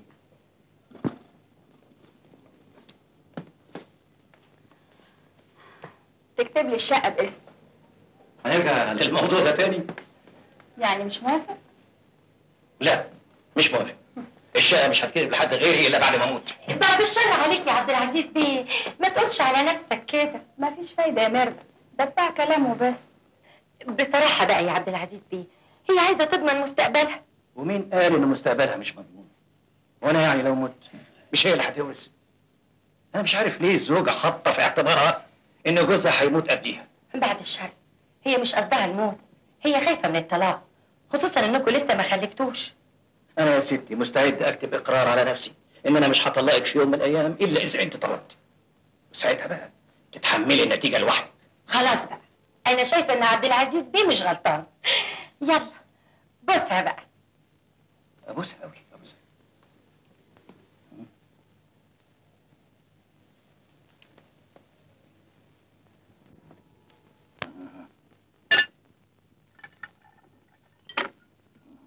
لا معلش، انا بلاش، مش عايزه. كاس واحد عشان خاطر يا شيخ. عبد العزيز انت كمان بلاش، كفايه شرب. انا مبدئي كل ما تحلو اديها كمان. طب انا تعبانه، هسيبك واقوم. ها؟ اوعي تنامي. ها؟ اوعي تنامي، انا هعصرك.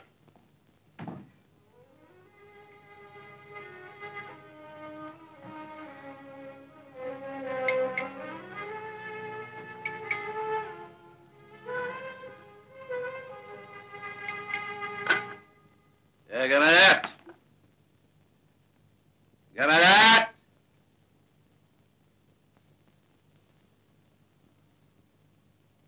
عاوز حاجة يا سيدي؟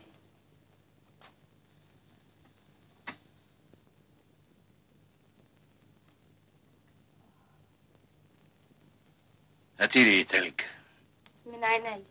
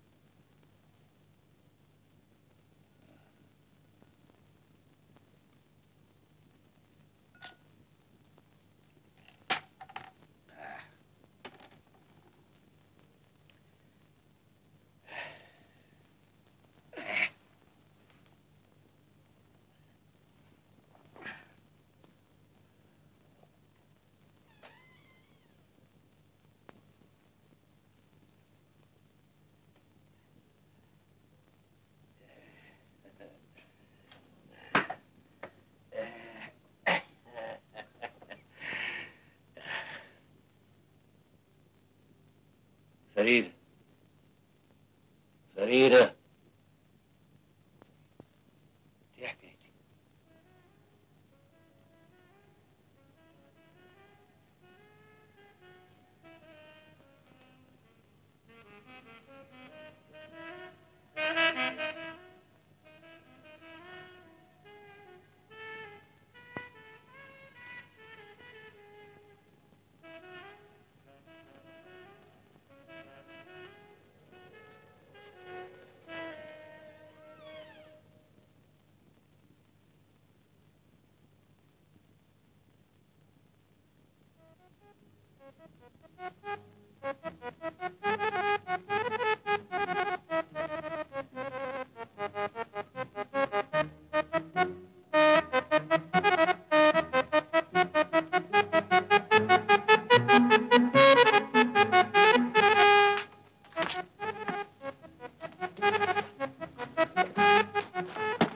في حاجة يا سيدي؟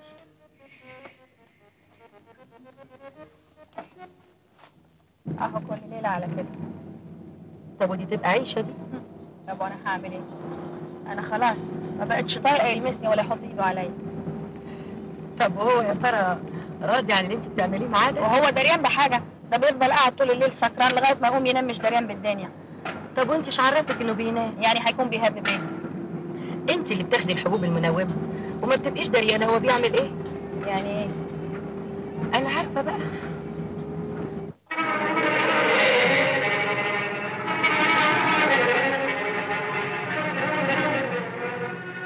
نهارك اسود ومنيل للدرجة دي وصل بيك الاستهتار.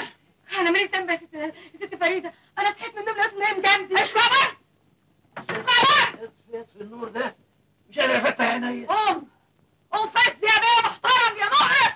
قوم طلعني قبل ما ارتكب لك جنان. قوم. ما تفهميش الموضوع غلط. انا لقيت الاوضه جوه حر وقلت اجي انام هنا في الطراوه. خليك نايم في الطراوة، بس قبل ما تنام قوم فز طلعني. يلا يا فريده ما تبقيش عبيطه، امال الموضوع ما يستاهلش. قلت لك طلعني لحسن حصلت والم عليك الناس وخليني بيشوفوك بالمنظر الوسخ ده. مش متطلع. هتطلعني وانا تحت امرك كده. طب وتجيني لنا الصوته ولما عليك بس طلع. انت طالع، يلا سيبيني بقى انام. جاتك القرف اليوم اللي شفتك فيه. واحد مش عارف ينام في البيت ده. انا مش موافق ابدا يا فريده على اللي انت عملتيه. انت كده خسرت كتير. ايه الفرق بينك وبين اللي بتنتحر؟ يعني ايه؟ كنت عايزني ادوس على كرامتي واستنى معاه بعد اللي شفته؟ مفيش حد دلوقتي عنده كرامه. الحياه دست على كرامتنا كلنا. لازم تكوني منطقيه مع العصر اللي انت عايشه فيه قبل ما تكوني منطقيه مع نفسك. يعني ايه يا استاذ؟ احنا مش اتفقنا تفضلي عايشه معاه لحد ما تلاقي حل؟ مش جايز يموت فجاه ولا تحصل له مصيبه ونخلص منه وتبقي انت في الحاله دي سيده الموقف. ليه تسبقي الاحداث وتخسري كل حاجه؟ وافرض مفيش حاجه من اللي بتقوله حصلت، افضل انا مستحمله القرف والعذاب ده؟ ها؟ لازم تستحملي لحد ما تاخدي الشقه. مش ممكن تسيبيه بعد العذاب اللي انت شفتيه ده من غير ما تاخدي حاجه. لازم تاخدي الشقه باي ثمن. حمدي انت بقيت بتتكلم بطريقه غريبه قوي. لا، انا بتكلم باسلوب العصر اللي احنا عايشينه. احنا حلمنا كتير، لازم بقى نعيش في الواقع اذا كنا عايزين نعيش.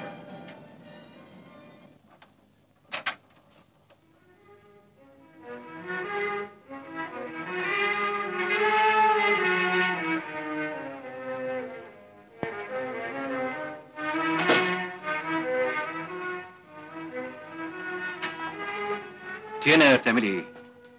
ودخلت الشقه ازاي؟ انت ناسي ان انا معايا مفتاح الشقه؟ المفتاح ده مش من حقك دلوقتي. انت بقيت انسانه غريبه ولازم تستاذني قبل ما تدخلي. بس انا من حقي اعيش في البيت ده 3 شهور. الشرع بيقول كده. لكن اوعدك هعيش تحت رجليك زي اي شغاله جبتها من البلد. وبعد ال3 شهور اكون شفت لي مكان تاني اقعد فيه. ارجوك يا عبد العزيز، قصدي عبد العزيز بيه، ما ترمينيش في الشارع. جربني 2 3، لو ما عجبتكش ابقى تردني.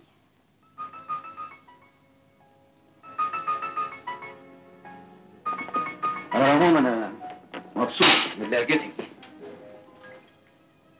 يظهر ان الدرس نفع معاكي. انا بقى احب الست اللي تبقى مكسوره زيك دلوقتي كده. اعملي كاس. حاضر.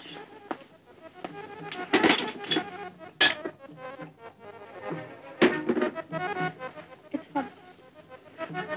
حطي لي تلج. حاضر.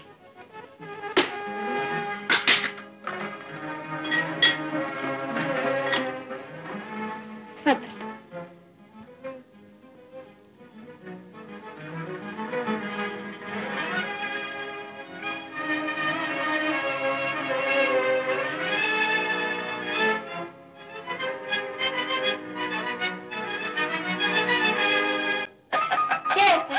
كاسي. وانت كمان تجنني اقعدي.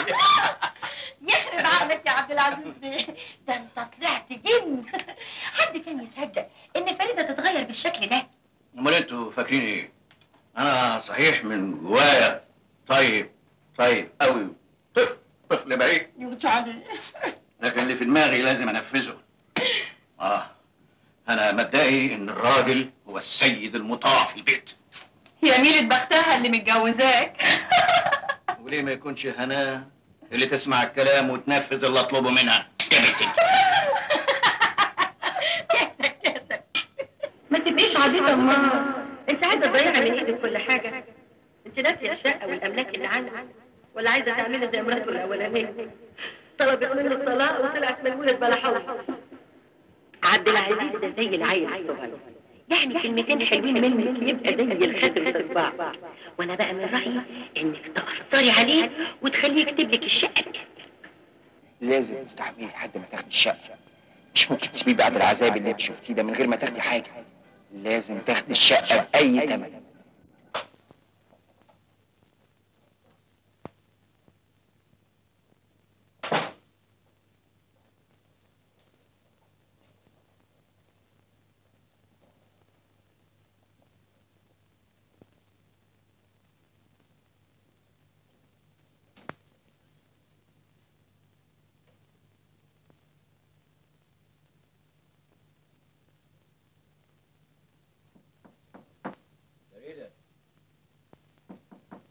فريدة،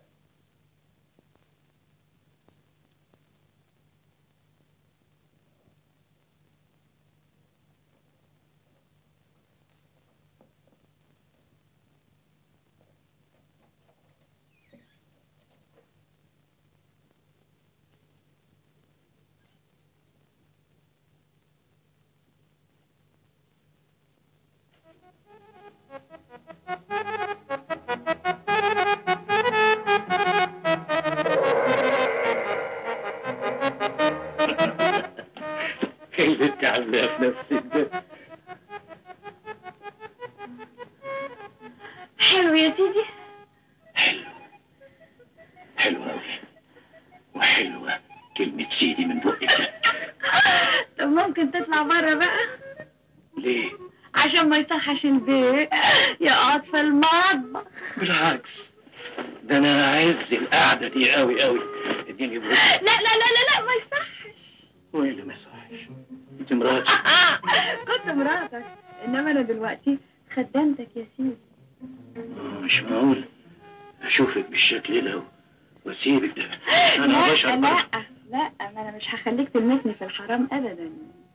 انا ليا 3 اشهر ممكن ارجعك فيهم، بس انت ما رجعتنيش. وعادي معاكي دلوقتي معناه ان انا رجعتك. ما انا مش هخليك تقعد معايا ابدا ابدا ابدا. اوعى يا سيدي كده. راح فين؟ ايه؟ راح فين؟ هقول لك بعدين راح فين.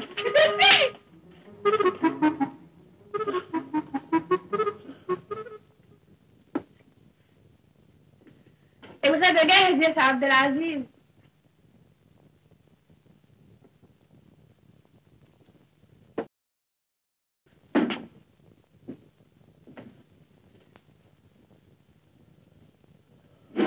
حمام هشيهولك بايديا. يا فريد، اقعدي. حاسب ريحتي بصل عليك. ريحتك بصل؟ لا دي الايد اللي فيها التوم، هنا البصل. وريني كده. بس عبد العزيز ايدك طويله قوي. الله، طب اقعدي ما يصحش انا اكل هناك في المطبخ. وانا بأمرك انك تقعدي. يا سيدي عبد العزيز، بس انا بقول يعني انه ما يصحش. هو ايه اللي ما يصحش؟ انا راجل ديمقراطي. ده ايه يا سيدي عبد العزيز؟ ديمقراطي. خد الحمام اهو، الحتت اللي بتحبها اهي، حشيها لك. تعالي. الليفه فين؟ انا كنت سايبها هنا. ادور عليها. ميه سخنه. تدور كده عشان اعرف ادعك لك ظهرك كويس. دعكي.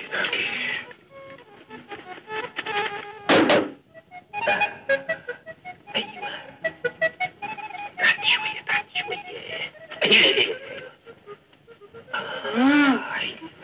كويس يا سي عبد العزيز، ادعك لك تاني ظهرك كويس. الله بس.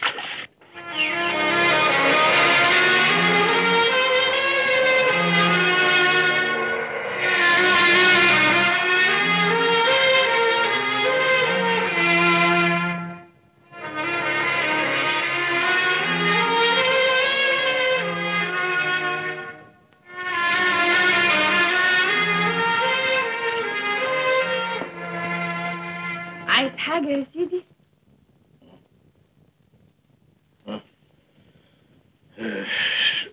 بتعمل ايه؟ داخله انام، اصل وسطي اتقطم من شغل البيت. تعالي اقعدي معايا شويه. لا ما اقدرش. حرام عليكي. انا مش قادر خلاص. ايه بس؟ وانا بايدي ايه اعملهولك؟ بايدي كل حاجه.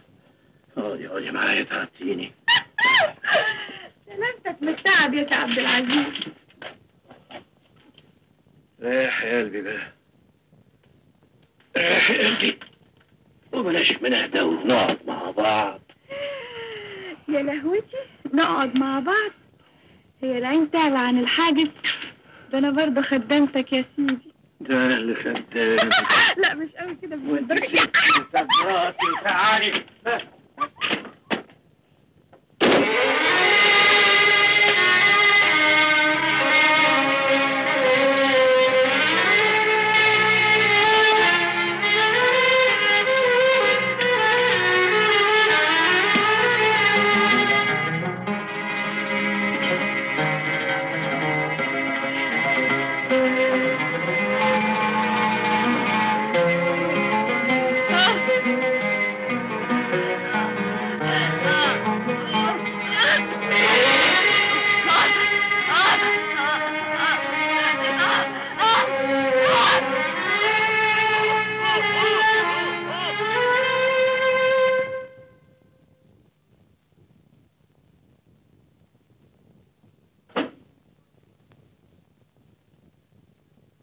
ايه الشنطه دي؟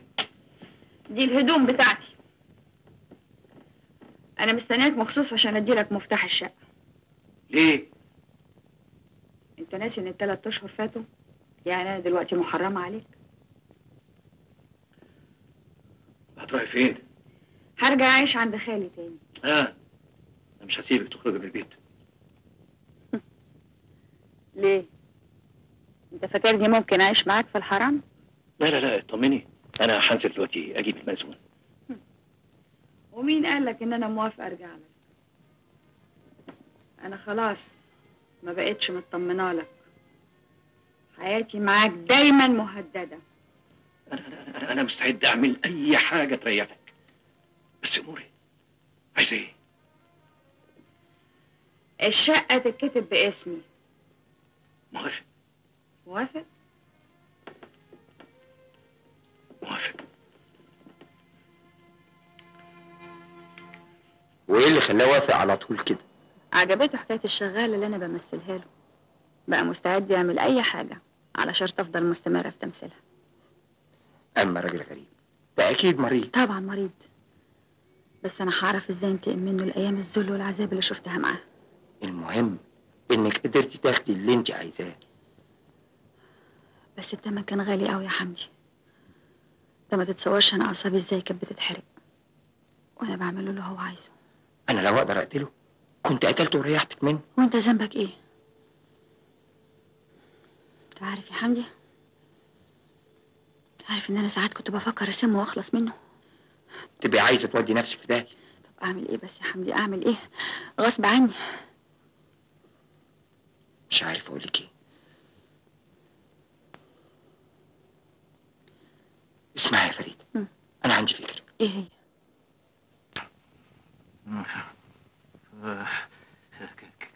كام؟ ياه 39.5. ده انا لازم اجيب لك الدكتور حالا.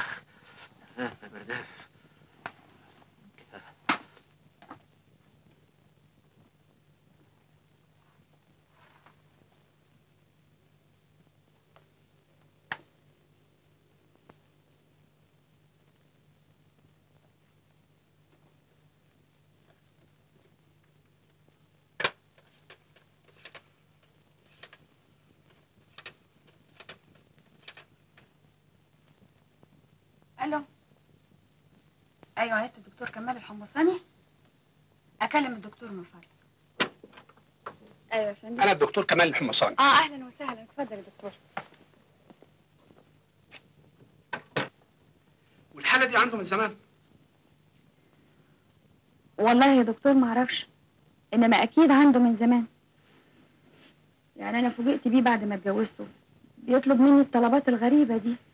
يا ترى كنت بتتجاوب معاه؟ كنت مضطر، هعمل ايه؟ جوزي وبحبه. وتصرفاته ايه معاك في حاله رفضك انك تمثلي دور الشغاله؟ كان بيتنرفز قوي وبيمد ايده عليا ويهددني بالطلاق. ما حاولتيش تعرضيه على دكتور نفساني؟ حاولت يا دكتور لكن كان بيرفض على طول.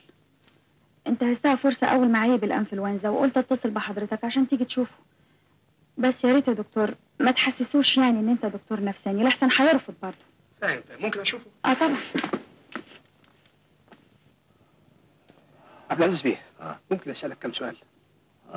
عن اذنك يا دكتور. اتفضل يا فندم. عمرك ما حسيت ان كان في مشكله مضايقاك وما عرفتش تحلها؟ بالعكس، انا دايما بحل مشاكلي بنفسي. وانت صغير ما حسيتش انك اقل من زملائك في شيء؟ ايه لزوم الاسئله دي يا دكتور؟ وايه علاقتها بالانفلونزا اللي عندي؟ يا عبد العزيز بيه، في امراض عضويه بيكون سببها مشاكل نفسيه وعصبيه. خير يا دكتور؟ هو في الحقيقه بيعاني من بعض الاضطرابات النفسيه نتيجه لعقده السياده. عقده الايه؟ عقده السياده. طب وده من ايه؟ التربيه. هو يظهر اتربى بطريقه كان فيها شيء من التدليل بحكم ان الولد الوحيد وطلباته كانت دايما مجابه. في امل؟ انا كتبت له على نوعين من الادويه مهدئات يبتدي ياخدها بعد ما يقوم ان شاء الله من الانفلونزا. ان شاء الله. بعد كده يبدا جلسات. ان شاء الله. شاكرين قوي يا دكتور. العفو يا فندم. ميرسي، تعبناك معانا.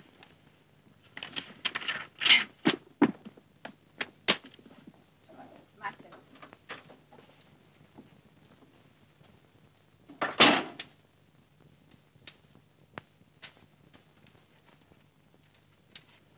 عبد العزيز بيخة وفريدة هانم عزمانة بكرة على العشاء بمناسبة الاحتفال بشفاء زوجها العزيز. ده ايه الحب ده كله؟ طبعا مدام ركبت ودلدلت رجليها ليها حق تعمل حفلات. بكرة نقعد على الحيطة ونسمع الزيطة. لدرجه شكيت ان الدكتور هو اللي عيان. يا عبد العزيز، يا عبد العزيز، ده انت درجه حرارتك يا حبيب قلبي كانت عاليه جدا. ده كان بيخطرف. بخطر؟ والله. طب ده انا فاكر كل كلمه اتقالت. ده قاعد يسالني اسئله غريبه قوي. تعمل ايه وانت صغير؟ عملت ايه وانت كبير ولا وانت شاب؟ حاجات تنخوت. ده اكيد كان عايز يكشفك يا عبد العزيز بيه. يكشفني؟ الله. تلاقي فريدة مسلطاه عشان تعرف المستخبي. انا برضه اللي هسلطه. مين غيري؟ طب الله يسامحك. كاسب فاضي ليه يا سوسن؟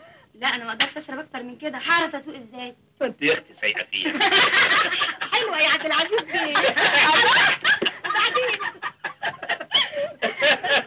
وبعدين املي لي كاس يا فريده. عبد العزيز كفايه يا حبيبي، انت لسه قايم من عين. العين مر. حد ضامن عمره. املي املي املي. لا الوقت اتأخر قوي يا جماعة، يلا بينا مش معقول. لا انا اصدرت قرار اداري ممنوع من المروح.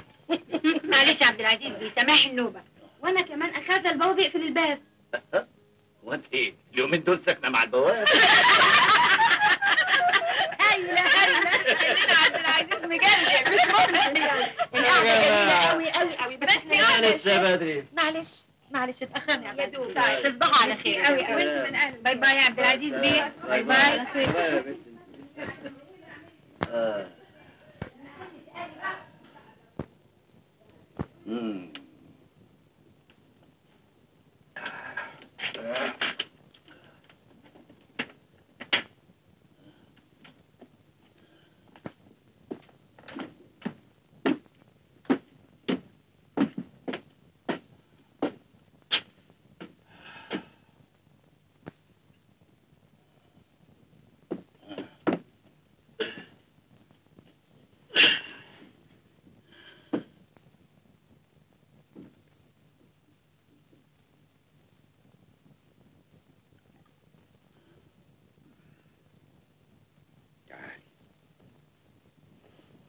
تعالي.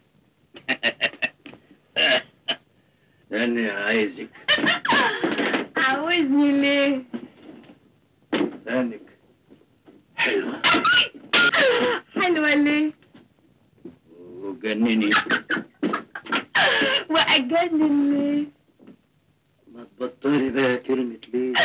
ليه؟ هي ليه مش عاجباك ولا ايه؟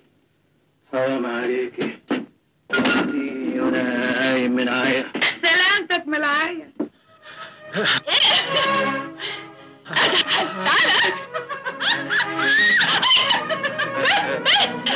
انا عيال يا فريد كده اقف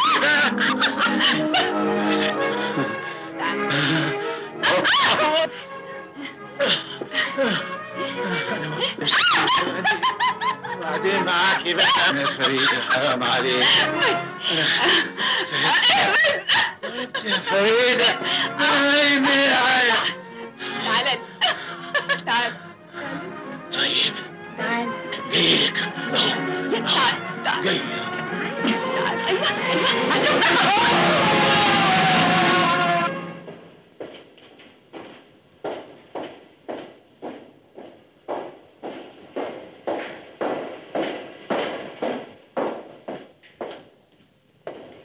من فضلك تقول للبيه فريد عبد السلام.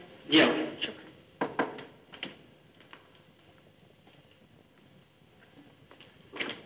شكرا. تفتكري ايه السبب اللي يخليه ينتحر؟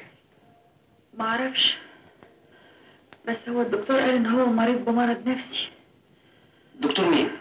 الدكتور كمال الحمصاني، اخصائي الامراض النفسيه. شافه امتى الدكتور؟ شافه من حوالي تقريبا اسبوع او 10 ايام كده. المجني عليه هو اللي راح له بنفسه؟ لا، انا اللي جبته له البيت. بناء على طلبه؟ لا، من غير ما يعرف لانه كان رافض. ايه اللي خلاك تصدق الدكتور؟ لما لقيت حالته كل يوم بتسوء اكتر. يعني ايه بتسوء اكتر؟ ممكن توضحي؟ بدأ يطلب مني طلبات غريبة مفيش أي زوجة عاقل يطلبها من مراته. طلبات زي ايه؟ لا يا فندم، أرجوك عارفين من الإجابة. مدام فريدة، لازم تتكلمي وتقولي كل حاجة وتأكدي إن كلامك ده في صالح التحقيق وفي صالحك. حاضر. كل اللي قالته مدام فريدة مظبوط. تفتكر حضرتك إن كان في أمل من شفائه؟ ممكن قوي لو كنا استمرينا في العلاج. كان إيه نوع العلاج؟ أنا كتبت له في الأول على مهدئات، كنت ناوي أبدأ معاه بعد كده جلسات. تفتكر يا دكتور إن المجني عليه كان ممكن ينتحر؟ ممكن قوي، لأن أي مرض نفسي بيعرض صاحبه إلى نوع من الاكتئاب، وبالتالي صاحبه إلى محاولة التخلص من نفسه. الحمد لله، التحقيق كان في صالحي. اعتبر الحدث انتحار. كويس إنك خلصت منه. كابوس من زحم على قلبي يا حمدي. مش قادرة أصدق إن الشقة بقت بتاعتي. مش قادرة أتصور إني بقيت حرة نفسي. المهم دلوقتي ما تعمليش أي حاجة تثير شكوك حواليك. شكوك إيه؟ أي شكوك. أنا مش عايز أي حد من قرايبه يشك فيك. ليه؟ وانا عملت ايه؟ انا وانت عارفين انك مالكيش ذنب وانه وقع لوحده، لكن ما تنسيش ان هم اعتبروا الحادث انتحار. ممكن حد من قرايبه يطعن في حكايه الانتحار دي، ساعتها هيعمل لك قلق. انا خايف عليكي. شد حيلك يا فريده يا بنتي. شد على الله يا خالي. كبد عليك يا حبيبتي، وهتعيشي في الشقه دي كلها لوحدك ازاي؟ اعمل ايه بقى؟ اسمتي كده. تحب ابعتلك بنتي فاطمه تعيش معاكي؟ لا لا، وعلى ايه؟ بخليها في مدرستها. طيب يا بنتي مش عايزه مني اي حاجه؟ لا يا خالي ما تحرمش منك. طيب نشوف وشك بخير، ولو عوزتي اي حاجه اتصلي بيا على طول. ان شاء الله باذن الله. يلا بينا يا فهيمه عشان نلحق القطر. ما هو بدري ما انتوا قاعدين. متشكر.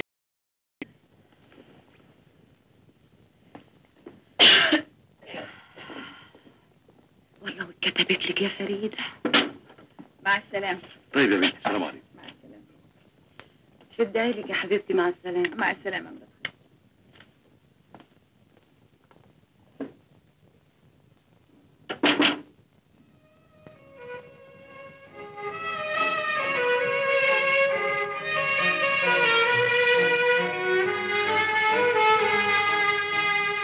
انا من رايي تديري عقد الشقه باسم خالك او اسم اي حد من اللي بتثقوا فيه. ايه اللي خليك تفكر في كده يا حمدي؟ انا خايف عليك يا فريده، يطلع حد من قرايب عبد العزيز يطالب بنصيبه في الشقه ويعمل لك مشاكل، وانت عارفه ان الشقه دي ايجار مش تمليك. ايوه بس خلاص ما فيش حد له نصيب في الشقه، وبعدين عبد العزيز اتنازل لي عليها قبل ما يموت. طب والعفش؟ انت ناسي ان العفش من حق الزوجه ولا ايه يا حمدي؟ ايوه يا ستي انا معاك، بس من الثابت ان العفش ده ملك لعبد العزيز من قبل ما يتجوزك، وانت عارفه ظروف موته، وانا مش عايز يتفتح عليكي اي باب للمشاكل. ليه؟ تفتكر ممكن يحصل مشاكل؟ ما تستبعديش اي حاجه تحصل، عشان كده لازم نأمن نفسنا. هو انا صحيح ماليش غير خالي اقرب واحد ليا، بس انا بثق فيك قوي يا حمدي. لا ارجوكي ابعديني انا عن الموضوع ده. اخص عليك، عايز تبعد عن حاجه تخصني؟ ده انا ماليش غيرك، ده انا ما حبيتش غيرك، ما بثقش في حد غيرك يا حمدي. ايوه فريده بس لا بس ما بسش بقى خلاص. ما دام انت شايف كده شوف عاوزني اعمل ايه وننقل الشقه باسمك، انا وانت واحد يا حمدي. ربنا يخليكي ليا طول العمر.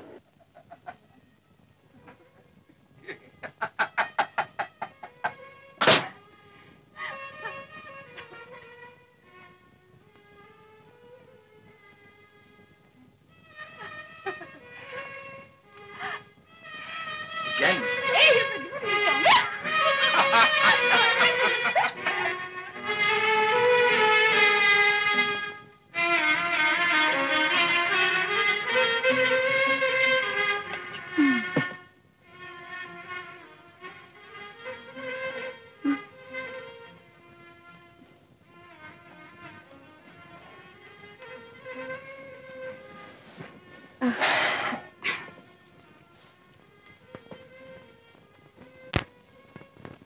أنا هخلي أيامي كلها أفراح، هنسيكي كل اللي فات. يا ريت يا ريت يا حمدي، نفسي قلبي يحس الفرحة، نفسي أيام العذاب تنتهي وأنا بين إيديك. أنا هخلي الضحك ما تفرقش قلبك ولا شفايفك. يا حبيبة عمري، يا كل حبايب العالم.